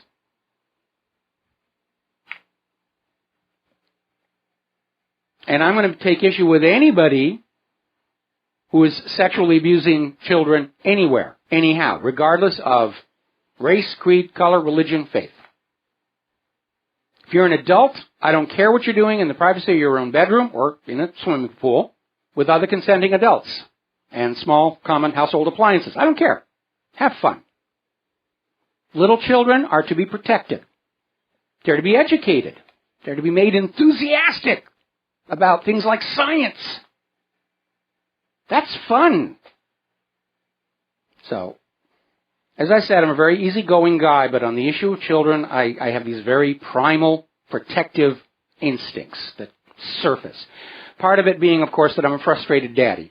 When I was growing up, I always wanted to be a dad. I wanted to have kids. Didn't happen. But I make a great uncle, and Claire makes a great auntie. Alrighty, let's see. Twin Cities Archdiocese sitting on $1.7 billion. Apparently this is the Archdiocese of St. Paul and Minneapolis are being accused of hiding more than $1 billion in assets trying to avoid payouts to abuse survivors. The diocese is in bankruptcy, it's liquidating, and now they're saying, well, they got a little stashed away there in the back room. By the way, I don't know if the same thing is happening where you are, but as I've mentioned before, Claire's Church has been the subject of vandalism, break-ins. It's an ongoing problem. The Cathedral of St. Andrews in Honolulu, stained glass windows broken. We talked to the people over at the food bank at St. Elizabeth's. They're saying the same thing to the point where they're having to lock the church up. And I don't know if it's just homeless, hungry people who are desperate or what's going on. But again, for a guy who's not religious, it bothers me. It really does. It's almost like, no, I'm not sure. Anyway, we're going to come back with Alan Favish's interview. It's a pre-record. We will not be taking phone calls. Back after these few words. Oh, hi, America. Welcome back to our show. Hour number 3. We are not taking phone calls because this is a pre-recorded interview with attorney Alan Favish. Oops, hang on a second. I've known Alan for many, many years. He began, where I met him, he was working for Judicial Watch, and he was very much involved in the Vince Foster case. So, Alan, would you sort of give our listeners kind of an overview of how you got involved with the Vince Foster case leading up to your appearance before the United States Supreme Court? I was saddened, like a lot of people, when July 20th, 1993, I saw in the news that day that Deputy White House Counsel Vincent Foster, a former law partner to Hillary Clinton at the Rose Law Firm in Arkansas, who then came up and worked for Bill Clinton in his administration, was found dead in Virginia's Fort Marcy Park, apparently of a suicide. And I followed the news of that, and after about a year or so, there were a lot of stories in the media that seemed to question the official conclusion of suicide in the park. And I was looking on the internet, and at that point the internet was not as sophisticated as it is now, so people were going into news groups, which you can still go back. I think Google bought them or something. So they have Google, you go to Google Groups, and you can find a lot of the postings from people, including you, who I didn't know from Adam. And you talked about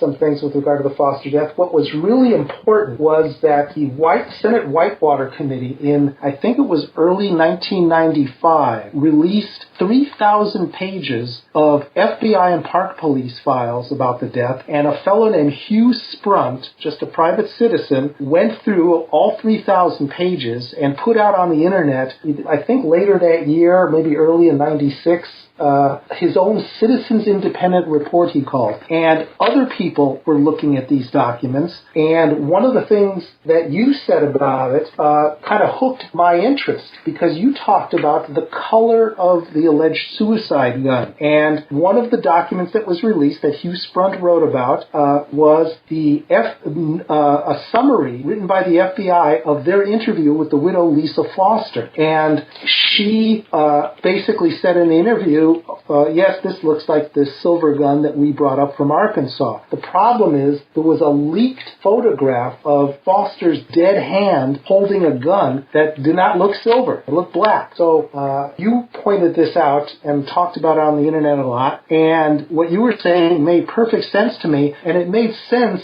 because Robert Fisk, who was the first independent counsel, I don't know if that's his official title, but basically he was charged by the government to investigate this thing, he said that Lisa Foster and the family identified the official death gun. Well, what you were pointing out was that she talked about seeing a silver gun during this interview, but the leaked photograph shows it was a black gun. Well, what's important to remember is the FBI described it as a silver-colored gun in their FD302 form, and more importantly, they did not note the gun's serial number, which would normally be the procedure to preserve the chain of evidence. Right.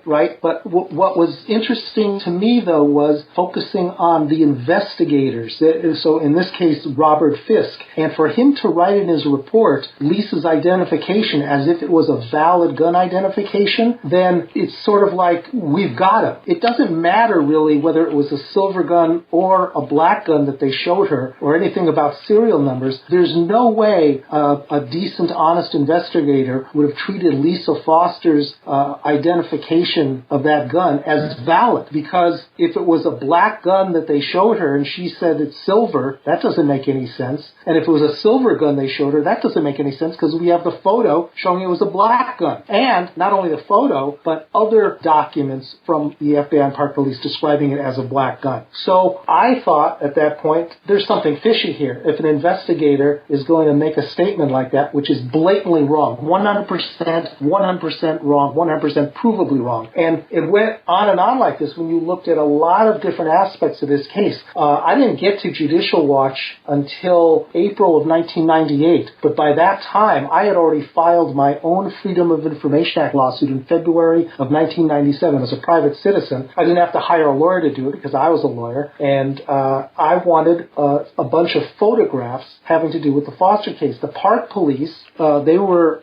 part of the investigation here, although it was basically an FBI investigation, but the Park Police were looking at this case because it occurred in a federal park, and I filed for a bunch of photographs. The case finally came down to, I got a lot of those photographs released, by the way, photos of Foster's car and so forth and so on, but it came down to 10 Polaroid photos that the Park Police took of Foster's dead bodies that lay in the park. And in December, I think it was December 3rd of 2003, it was argued before the U.S. Supreme Court, and in, I think, March of 2004, they decided 9-0 against me, saying that there was no evidence presented that the government did anything wrong here. And there's legal reasons why that matters and so forth, and why it came down to that, which we can talk about later. But by the way, I should just tell people right now, if they want to really look at this, they go to my website, alanfavish.com, ALLANFAVISH.com, go to the Vincent Foster section and just start reading there, and it's all laid out, all the documents. And the bottom line was that as I read what you said about the black-silver gun issue, and then I read Hugh Sprunt's report about other aspects of this case, and other aspects that you were talking about, it was that black-silver gun thing that was the first thing that hit me that demonstrably proved that Fisk was totally wrong. And now why he was wrong, we could just speculate. Was he that stupid? Was he intentionally doing this? I don't get into that. I just know that it's provable that he was dead wrong and that there's no reason to rely on his report. So his report was so bad that Kenneth Starr, who was looking at the Whitewater land deal that had a lot of corruption swirling around it that involved Bill and Hillary Clinton, Kenneth Starr was appointed to actually take another look, investigate the Foster case again, because there were news reports, especially by Christopher Ruddy, who was a reporter at the time, now runs Newsmax.com, and another British reporter, Ambrose Evans Pritchard, wrote a lot about this case in the 90s. He's now, I think, he's based in Brussels for the London Telegraph. He was the Washington bureau chief of the Telegraph during the 90s, and he wrote a lot about this case. And what I put in my brief to the court, I took 10 of the most solid pieces of evidence. Whoops. My mistake. Let me get that back. I was trying to do something and I accidentally killed my playback. So just bear with me, and my apologies. I'm trying to do too many things at the same time. And here we go. Pritchard wrote a lot about this case in the 90s. He's now, I think, he's based in Brussels for the London Telegraph. He was the Washington bureau chief of the Telegraph during the 90s, and he wrote a lot about this case. And what I put in my brief to the court, I took 10 of the most solid pieces of evidence that show, just like with the black-silver gun issue we just discussed, there's no way that Robert Fisk or Kenneth Starr could honestly and legitimately have made the conclusions that they did in their reports. And so I was telling the court, you cannot trust the government's filtering of this evidence. Let the public see the photos for themselves. And if you want me to jump ahead to what has happened relatively recently, I can do that.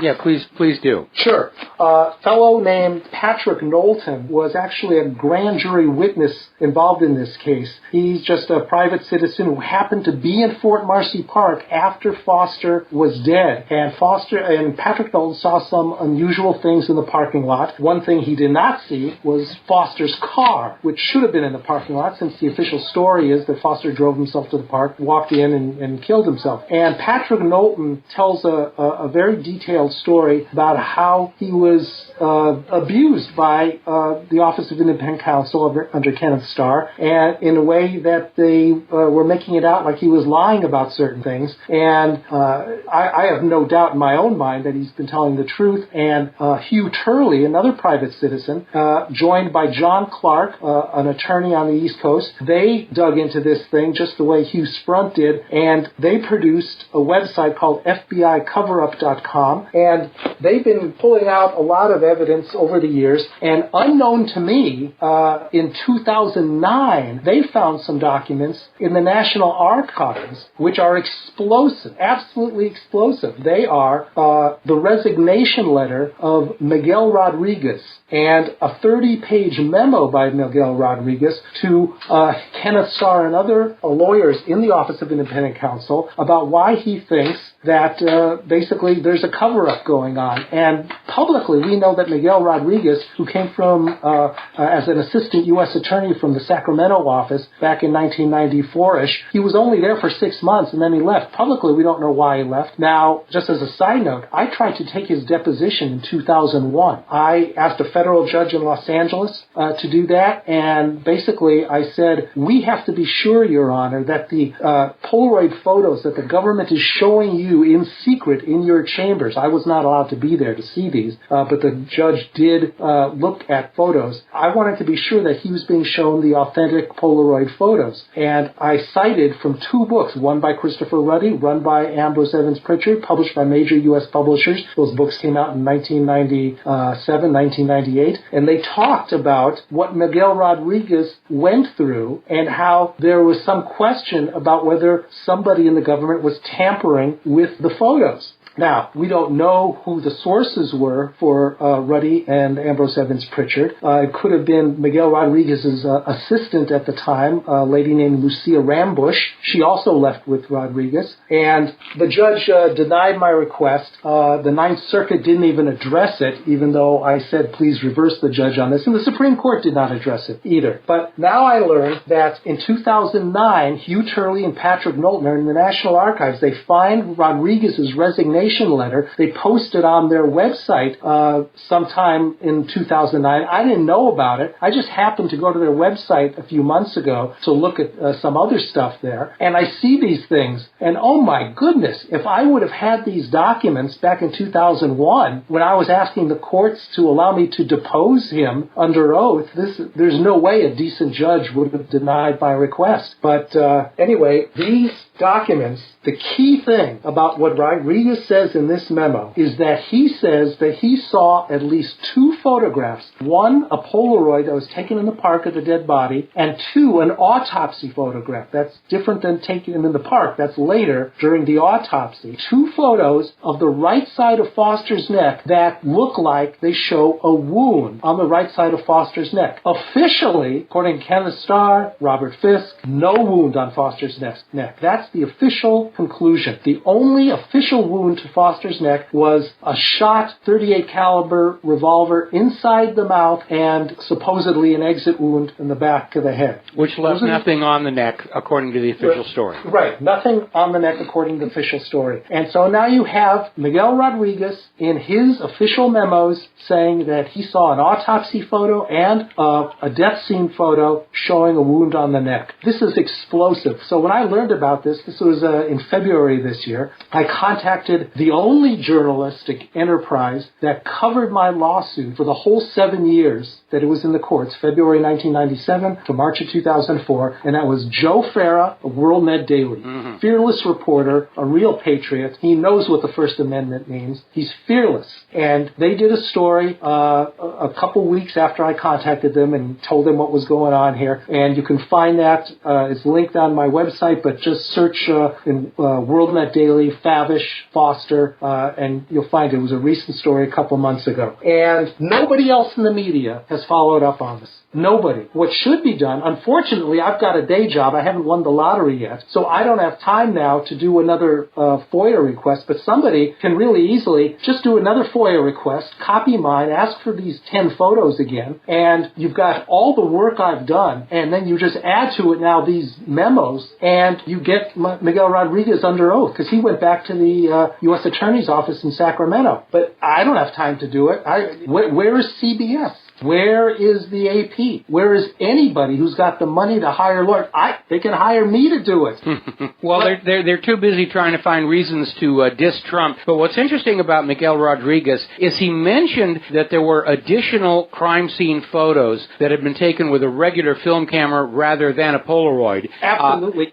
He talks about photographers there, members of the park police, with 35 millimeter cameras, and then the Office of Independent Counsel did not get any 35 millimeter photos from the park police. He was told, according to his memos, that there was something wrong with those photos. They didn't develop properly, whatever. But he is really skeptical of that, and with good reason. He was given 18 photos and 18 Polaroid copies of the 18 original Polaroid photos. So, like, somebody took Polaroids of the Polaroid. And, it's right there in his memo. And the news organization, if they don't believe what Hugh Turley and Patrick Knowlton and John Clark put on their website, they can go to the National Archives themselves and get the documents. That's where they are. And the copies that are put up on Hugh Turley's website, they have what looks to me like the official markings of the National Archives showing when it was released and the name of the person there who released them and so forth. And these documents have, apparently, Miguel Rodriguez's initials on them.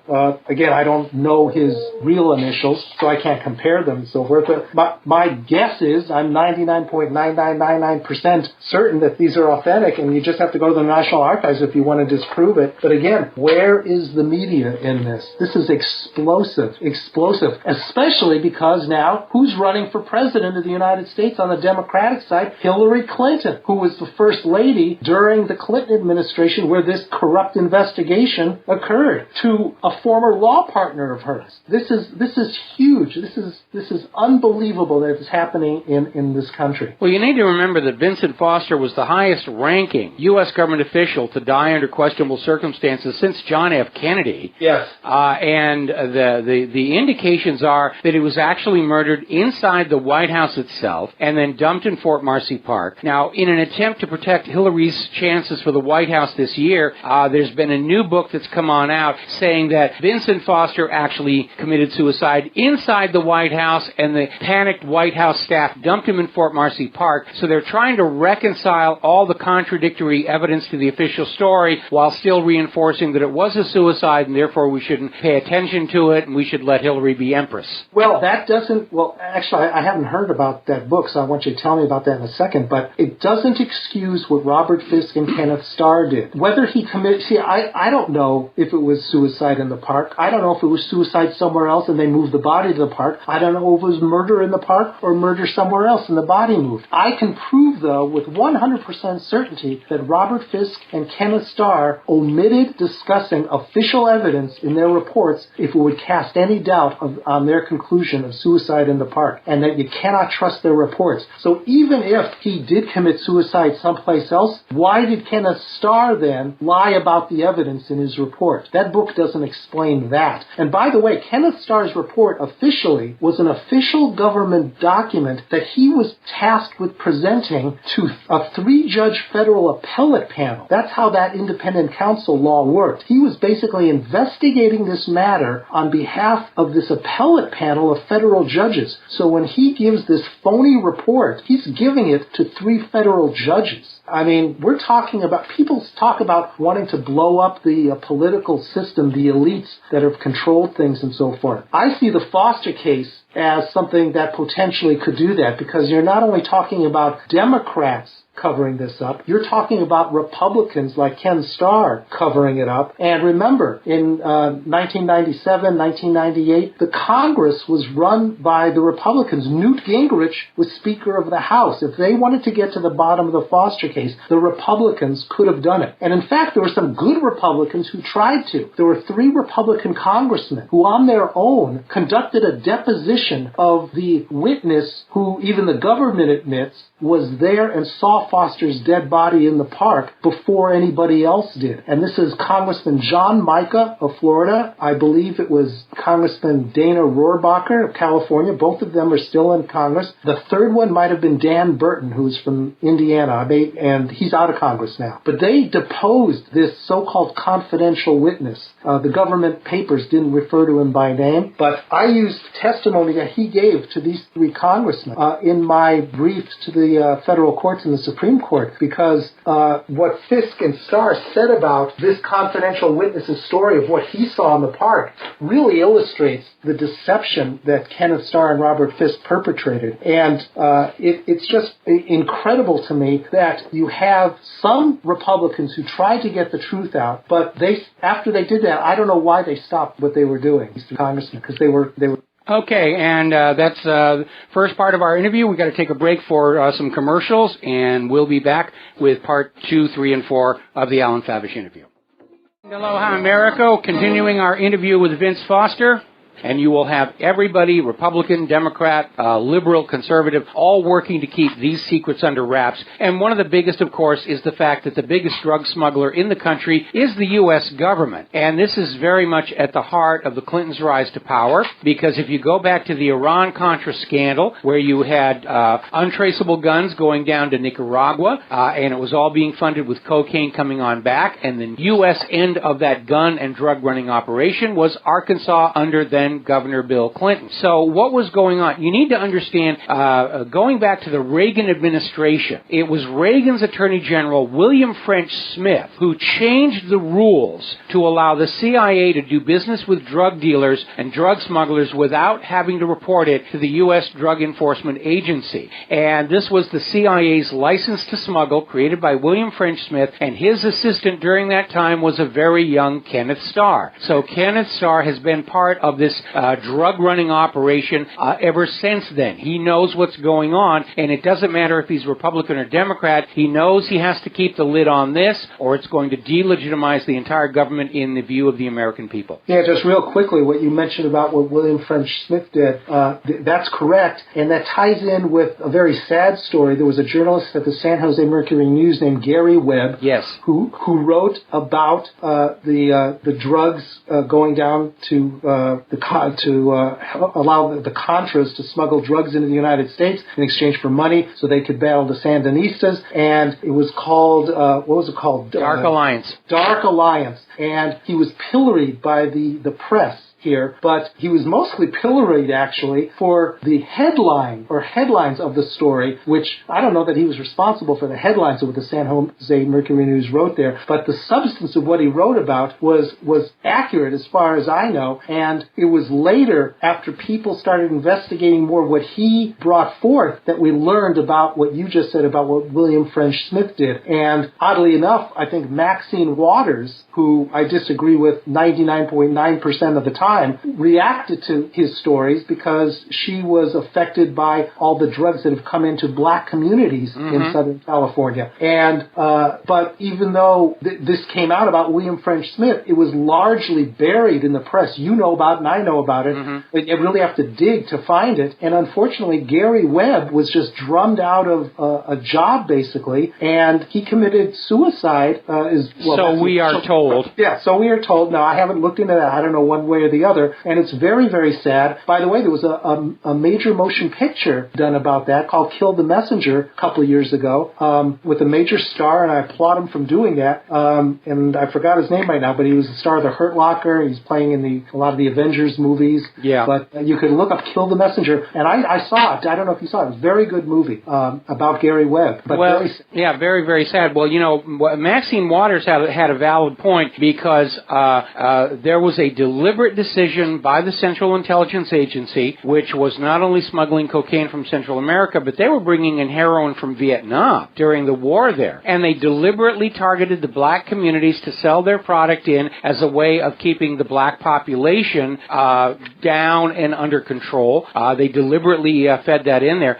Freeway Ricky Ross was their main conduit for the cocaine and the crack going into Southern California. I actually met him through my first wife, Broadzilla, who was very much an Olympic-class substance abuser, and Freeway Ricky Ross used to brag that he was working for the Central Intelligence Agency, selling drugs to the black community, and as long as he worked for the CIA, the Los Angeles Police Department was never going to touch him, and they never did. And so, this was a policy of raising money by selling heroin and cocaine, and they did deliberately target the black communities to sell these products in. Yeah, again, I can't vouch for everything you're saying there. But, what I can vouch for is what I've already said and so forth. But if you got a minute, we talked about this invalid gun, not the gun identification, but what a confidential witness said about what he saw. And it's just a couple paragraphs in my brief, if I could read those. Please do. Sure. Here, while we're looking for that, I just want to ask you really quickly, what made you start looking at the Foster death at the very beginning? I mean, the news comes on one day in July 1993. You hear about the death. When did you first start thinking something's fishy? What was the thing that went off in your brain that made you start looking at? Okay, we got to take a break for commercials. Back with more of the interview after these few words.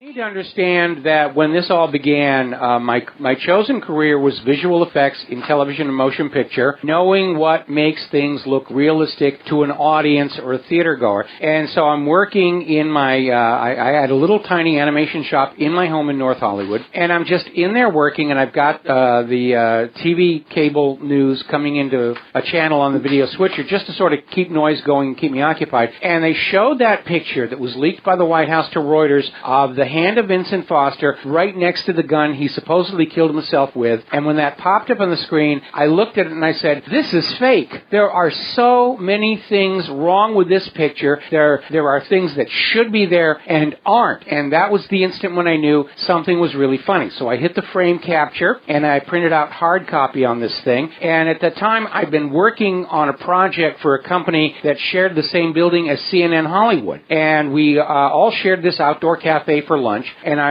remember I was out there at lunch with some of the people from this company I was working with, and I was showing them the hard copy picture, and I remember there was a bunch of CNN people at the next table, and they were listening so closely to what I was talking about, and I said, there is not a speck of blood anywhere on the hand or white sleeve that Foster supposedly put this gun in his mouth and pulled the trigger, and if you know anything about suicide by gunshot, there should be blood everywhere. And that night, we started getting the threatening phone calls. I was fired from this company the very next day, and I was blacklisted in Hollywood. And at that point, that's when I realized I had stumbled into something really horrific, and because all of a sudden I had a lot of free time on my hands, I started digging into it a little bit more. I found the FD-302, where the FBI was showing a silver-colored gun to Lisa Foster. Now, it is true that Vince Foster inherited a nickel-plated gun from his father, but the gun that was found with the body of Vince Foster Foster was dark blued steel. It's recorded as such in the official police records. And the FD-302, where they're showing this silver-colored gun, which that's the description by the FBI, not by Lisa Foster. And they do not note the serial number of the gun, which would be normal practice to basically preserve the chain of evidence. And they just said, we're the FBI, we're showing Lisa Foster a silver-colored gun, she recognizes it, therefore, we have closed this whole case. Right. And at that point, I absolutely knew we were dealing with a cover-up, and I took this to people I knew at the local network news affiliates, NBC and CBS primarily, and I kept getting the same message. We can't touch this. This is the third rail. If we talk about this, we will lose our jobs and our careers. And that was basically it. And the FBI treated me the way they treated Gene Seberg back in the 1960s, and just I was absolutely blacklisted out of my career, which was a shock not only to me, but to my brand new blushing second wife, Claire. Yeah. Let me read 2 paragraphs from my brief to the Supreme Court, which talks about something you just mentioned, this lack of blood spatter. This is what I said, and this illustrates what I was talking about before, how I just stuck with the hard evidence, and I show that you cannot trust the government reports about this. So I say here that Starr concealed the lack of blood spatter. The evidence does not show what one would expect from a .38 caliber high-velocity gunshot wound into the mouth. Massive amounts of blood coming out of the nose and mouth, broken teeth from the recoil of the gun, a significant hole in the back of the head with lots of blood, brain, and bone spatter in the surrounding area. To the contrary, a United States Park Police officer who examined Foster's body at the park testified that he saw a, quote, pool of blood under the head, gun in his right hand, appeared to be a .38 caliber revolver, no sign of a struggle, no other obvious signs of trauma to the body, close quote. The same officer reported that there, quote, was no blood spatter on the plants or trees surrounding decedent's head, close quote. This is from official Park Police and FBI documents I'm quoting. People can see it at the website, alanfavish.com. And then he went on and testified that he did not observe any, quote, blowout, close quote, from the back of the head. Additionally, a Federal Bureau of Investigation report of its interview with the only medical doctor to view Foster's body at the park says, quote, no blood was recalled on the vegetation around the body. What did Kenneth Starr do with these things? From what this Park Police officer said, what this doctor said, what did Kenneth Starr say about that in his report? Here's what I say to the Supreme Court. Starr omits these observations from his report. This omission is important because it concealed from the 3-judge panel to which Starr reported and the public significant evidence that the alleged suicide shot was not fired at the death scene. This omission also enabled Starr to avoid having to explain how the suicide in the park conclusion is consistent with this evidence.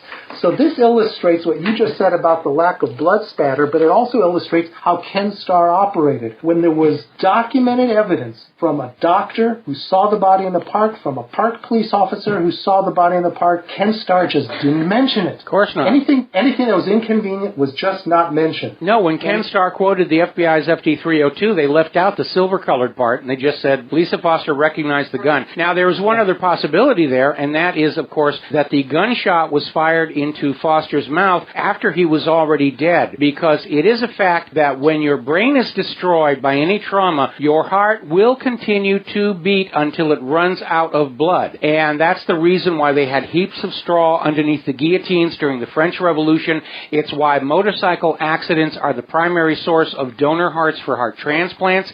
Basically, when you fire a gunshot into your brain, your heart will keep on pumping as long as it's got oxygenated blood, which means basically the majority of your blood volume winds up outside the body, if in fact you're still alive when the gunshot is fired into your mouth. So, along with the possibility that the gunshot took place before Foster was planted there in the park, there's the possibility he was already dead by other means, and they fired the shot into his mouth to try and sell this whole suicide idea. But in any case, the blood evidence is completely inconsistent with the claim of a suicide. certainly a suicide in that park. Yes. You would and again, what we now know from the National Archives documents put on the web by Hugh Turley and Patrick Knowlton, one of the investigators for STAR, he was the lead investigator for the Foster part of the investigation. He says he saw 2 photographs that show wounds on the right side of Foster's neck. Officially, those don't exist. And you've got nobody in the media touching this. I mean, after the WorldNet Daily article came out a couple months ago, I've been contacted by only 2 people to do any interviews. Mm-hmm. One I did on the radio, you're the second person. Nobody else wants to touch this. One other interesting thing, if I can read a couple paragraphs from my brief. Absolutely. This has to do with that confidential witness who came upon Foster's body. This is how Kenneth Starr handled that situation. I say here that Starr concealed evidence that initially there was no gun in Foster's hand. Although the official, and I'm reading from my brief, and again, the Supreme Court saw all this evidence. When you go to alanfavish.com, go to the Foster section, this is what the Supreme Court saw. And no matter who you like on the Supreme Court, you like the liberals, you like Justice Scalia,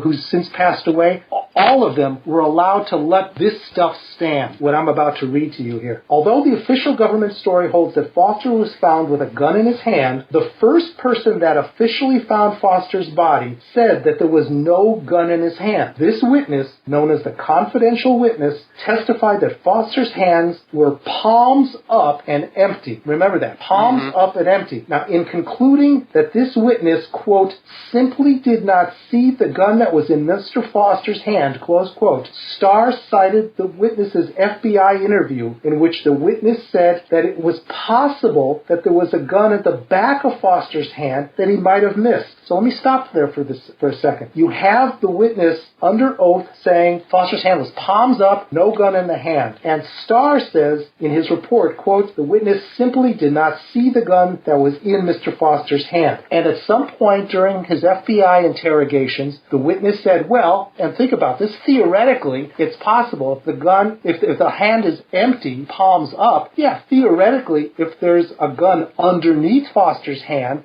touching Foster's palm, then theoretically, maybe the witness could have missed that. So he admitted that that was a possibility. Except that the photograph does not show the gun underneath Foster's hand. Right. So as I say in my brief, I go on. But Starr failed to tell the public that one of the body site photos shows a gun in Foster's right hand that eliminates the possibility of there having been a gun at the back of Foster's hand that went unseen by the witness. This photo, leaked to, you mentioned Reuters, also ABC TV, published in Time and Newsweek, shows Foster's gun hand palm down, while the witness said the hand was palm up and empty. This photo shows the gun underneath the palm of Foster's right hand, with the back of Foster's hand facing up. The gun is in a position where the witness could not have missed it if it was there when he saw Foster's hand. This means that the only possible condition which the witness agreed would account for his not seeing the gun is a condition that did not occur. This omission by Starr is important because it concealed from the 3-judge panel and the public significant evidence that the gun was not in Foster's hand when he died. And Starr also failed to tell the public the following. The witness testified that his concession that he could have missed seeing the gun was based on the FBI's representation to him that Foster's hands were palms up with the gun concealed on the other side of Foster's hand. The witness further testified that the FBI would not show him the photo, but when he subsequently saw the photo, testified that it was not a picture of what he saw. Therefore, Starr failed to tell the public that he relied upon a statement by the witness that the witness later testified under oath was based on a false representation by the FBI. So this illustrates how the official witness did not see the gun in Foster's hand, but more importantly, it illustrates how Kenneth Starr left out evidence which blows apart his conclusion of suicide at the park. And that's what I attacked in my briefs. We can always argue about whether the witness is telling the truth or not, but we don't have to argue about whether Kenneth Starr was being deceptive deceptive or not. It's 100% proven that he was. Yes. Because he had the evidence there and he didn't present it to the 3-judge panel and the public. And that's what the point of my brief is. I talk about how the investigators and the people who created the investigative reports, Kenneth Starr, Robert Fisk, omitted evidence that was inconvenient and in some cases actually distorted evidence. And the brief goes on, and you have the Supreme Court of the United States in 2004 saying, nothing to see here, folks. And when they said that, there was only one line in their entire opinion that talked about the evidence. And it just said that Mr. Favish,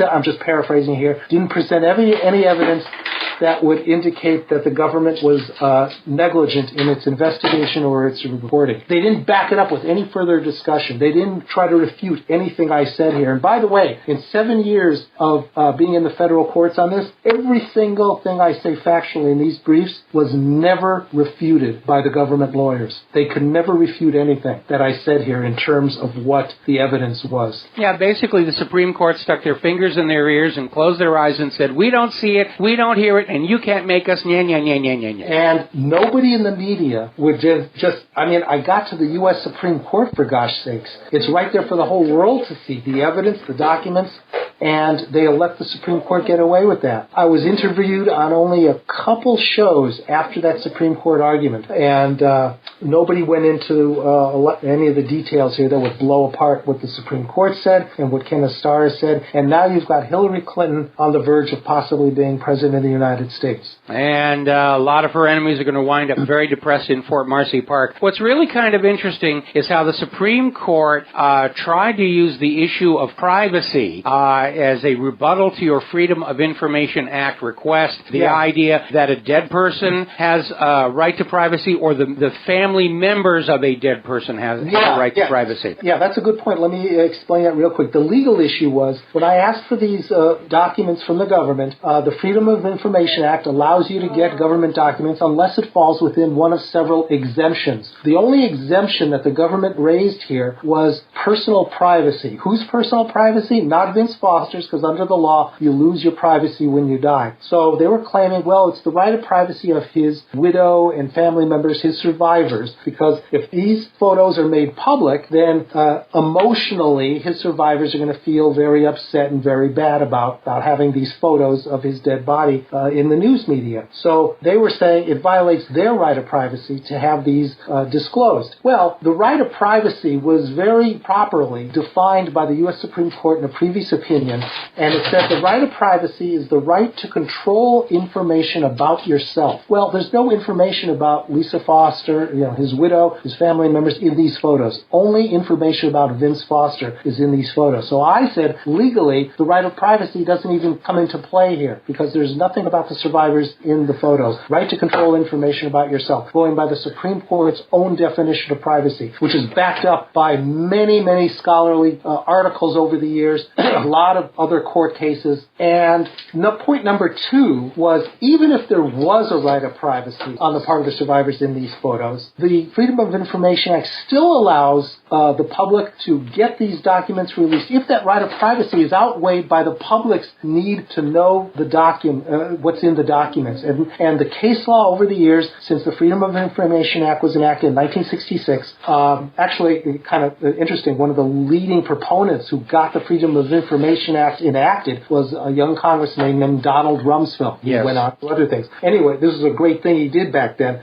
People argue a lot about what he did later. Anyway, so I said, and what the case law has shown is, if you can show that the government's, that these documents will shed light on what amounts to government negligence or actual intentional corruption, then that is a very, very good reason for releasing this, even if somebody's right of privacy will be impinged. So that was my argument here, and that's what got me into the logical track of being able to come up with the official evidence, the Park Police and FBI documents, showing that there was, at the very least, negligence here in the government investigations and the way those investigations were reported by Robert Fisk and Kenneth Starr. And I went through 10 solid examples, the gun color issue we talked about, lack of blood spatter, there's a bunch of other things, and they're all in the briefs at alanfavish.com in the Vince Foster section. And so that was my legal argument to the court. So they concluded that the right of privacy now means more than the right of information to control information about yourself, that the right of privacy is involved here, even though there's no information about the survivors in those photos. They completely distorted the definition of privacy. Even Justice Scalia distorted the definition of privacy. Somebody who's so-called a strict constructionist who just goes by what the legislators wrote, and so forth and so on. He totally abandoned this very, very solid theory and the way he has practiced law, and that is so lauded by so many people over the years. And no legal commentators even talked about that part of the decision, how Justice Scalia, Rehnquist, and Thomas totally abandoned their own judicial philosophy to conclude that when the people wrote the Freedom of Information Act in 1966, they had a definition that when they wrote the word privacy, they meant something beyond what it had meant for decades and decades. Completely ridiculous. And the Supreme Court was able to find 2 state court decisions from, 50, 70, 90, 110 years ago that where some state court judges gave a wacky definition. We'll be right back. Aloha, America. Welcome back to the final segment of our interview with Alan Favish. So anyway, privacy was in play according to what the Supreme Court did, which, by the way, has screwed up the law of privacy since then, because it expanded the definition of privacy, which has created some problems. Anyway, with regard to then my second argument, well, even if a right of privacy is involved here, look at what the Fisk and Starr investigators did. Look how their reports are deceptive, that even if there is a right of privacy, the country's interest in seeing government negligence or worse trumps that right of privacy. Pardon the pun about Trump. Well, what's kind of interesting is they certainly weren't concerned about the privacy of the family when they leaked all these photos that support their claim of suicide. I mean, they had photos of Vince Foster's body out there, and they weren't concerned about the family. Well, actually, the only photo that's been leaked is that one photo that you saw initially, the gun in hand photo. None of the other photos have been leaked, by the way. It's just this gun in hand photo. I mean, there are photos taken of the right side of the head. That was one of the photos I was after. And that would be even more important now that we have Rodriguez's memo saying that he saw 2 photos showing a wound on that side of the neck.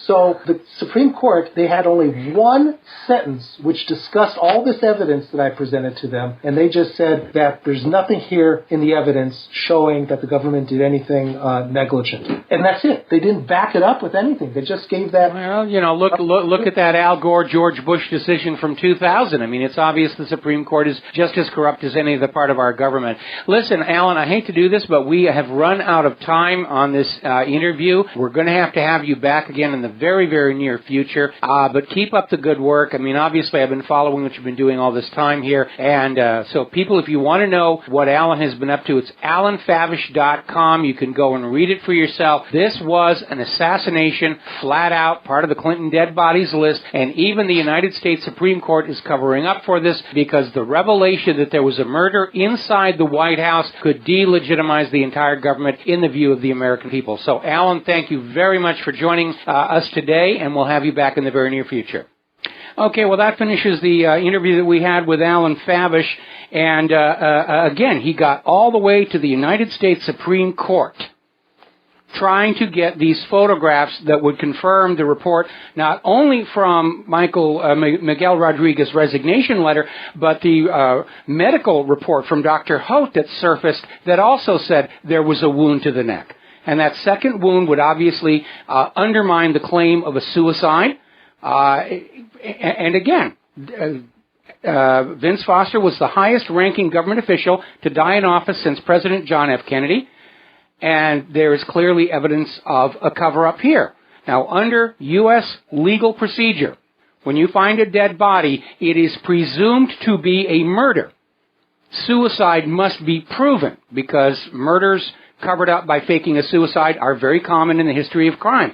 And yet, in this case, obvious suicide, don't need to investigate, and ultimately the FBI literally bulldozed the part of Fort Marcy Park where the body was down several inches, took the material away. All they found were a bunch of old Civil War era bullets, and that was about it. There's the music. Time to get on out of here. We'll be back tomorrow, Friday, here on the Republic Broadcasting Network. The Lady Claire will be with us in the third hour. So until then, please make a point of sharing what you know with everybody that you know. We need all of this hidden history to come on out right now, because as Alan Favish pointed out, Hillary Clinton, who was at the core of all of these Clinton scandals, is trying to become the President of the United States of America, and that would be a disaster for our nation. We'll talk to you tomorrow. Aloha, America.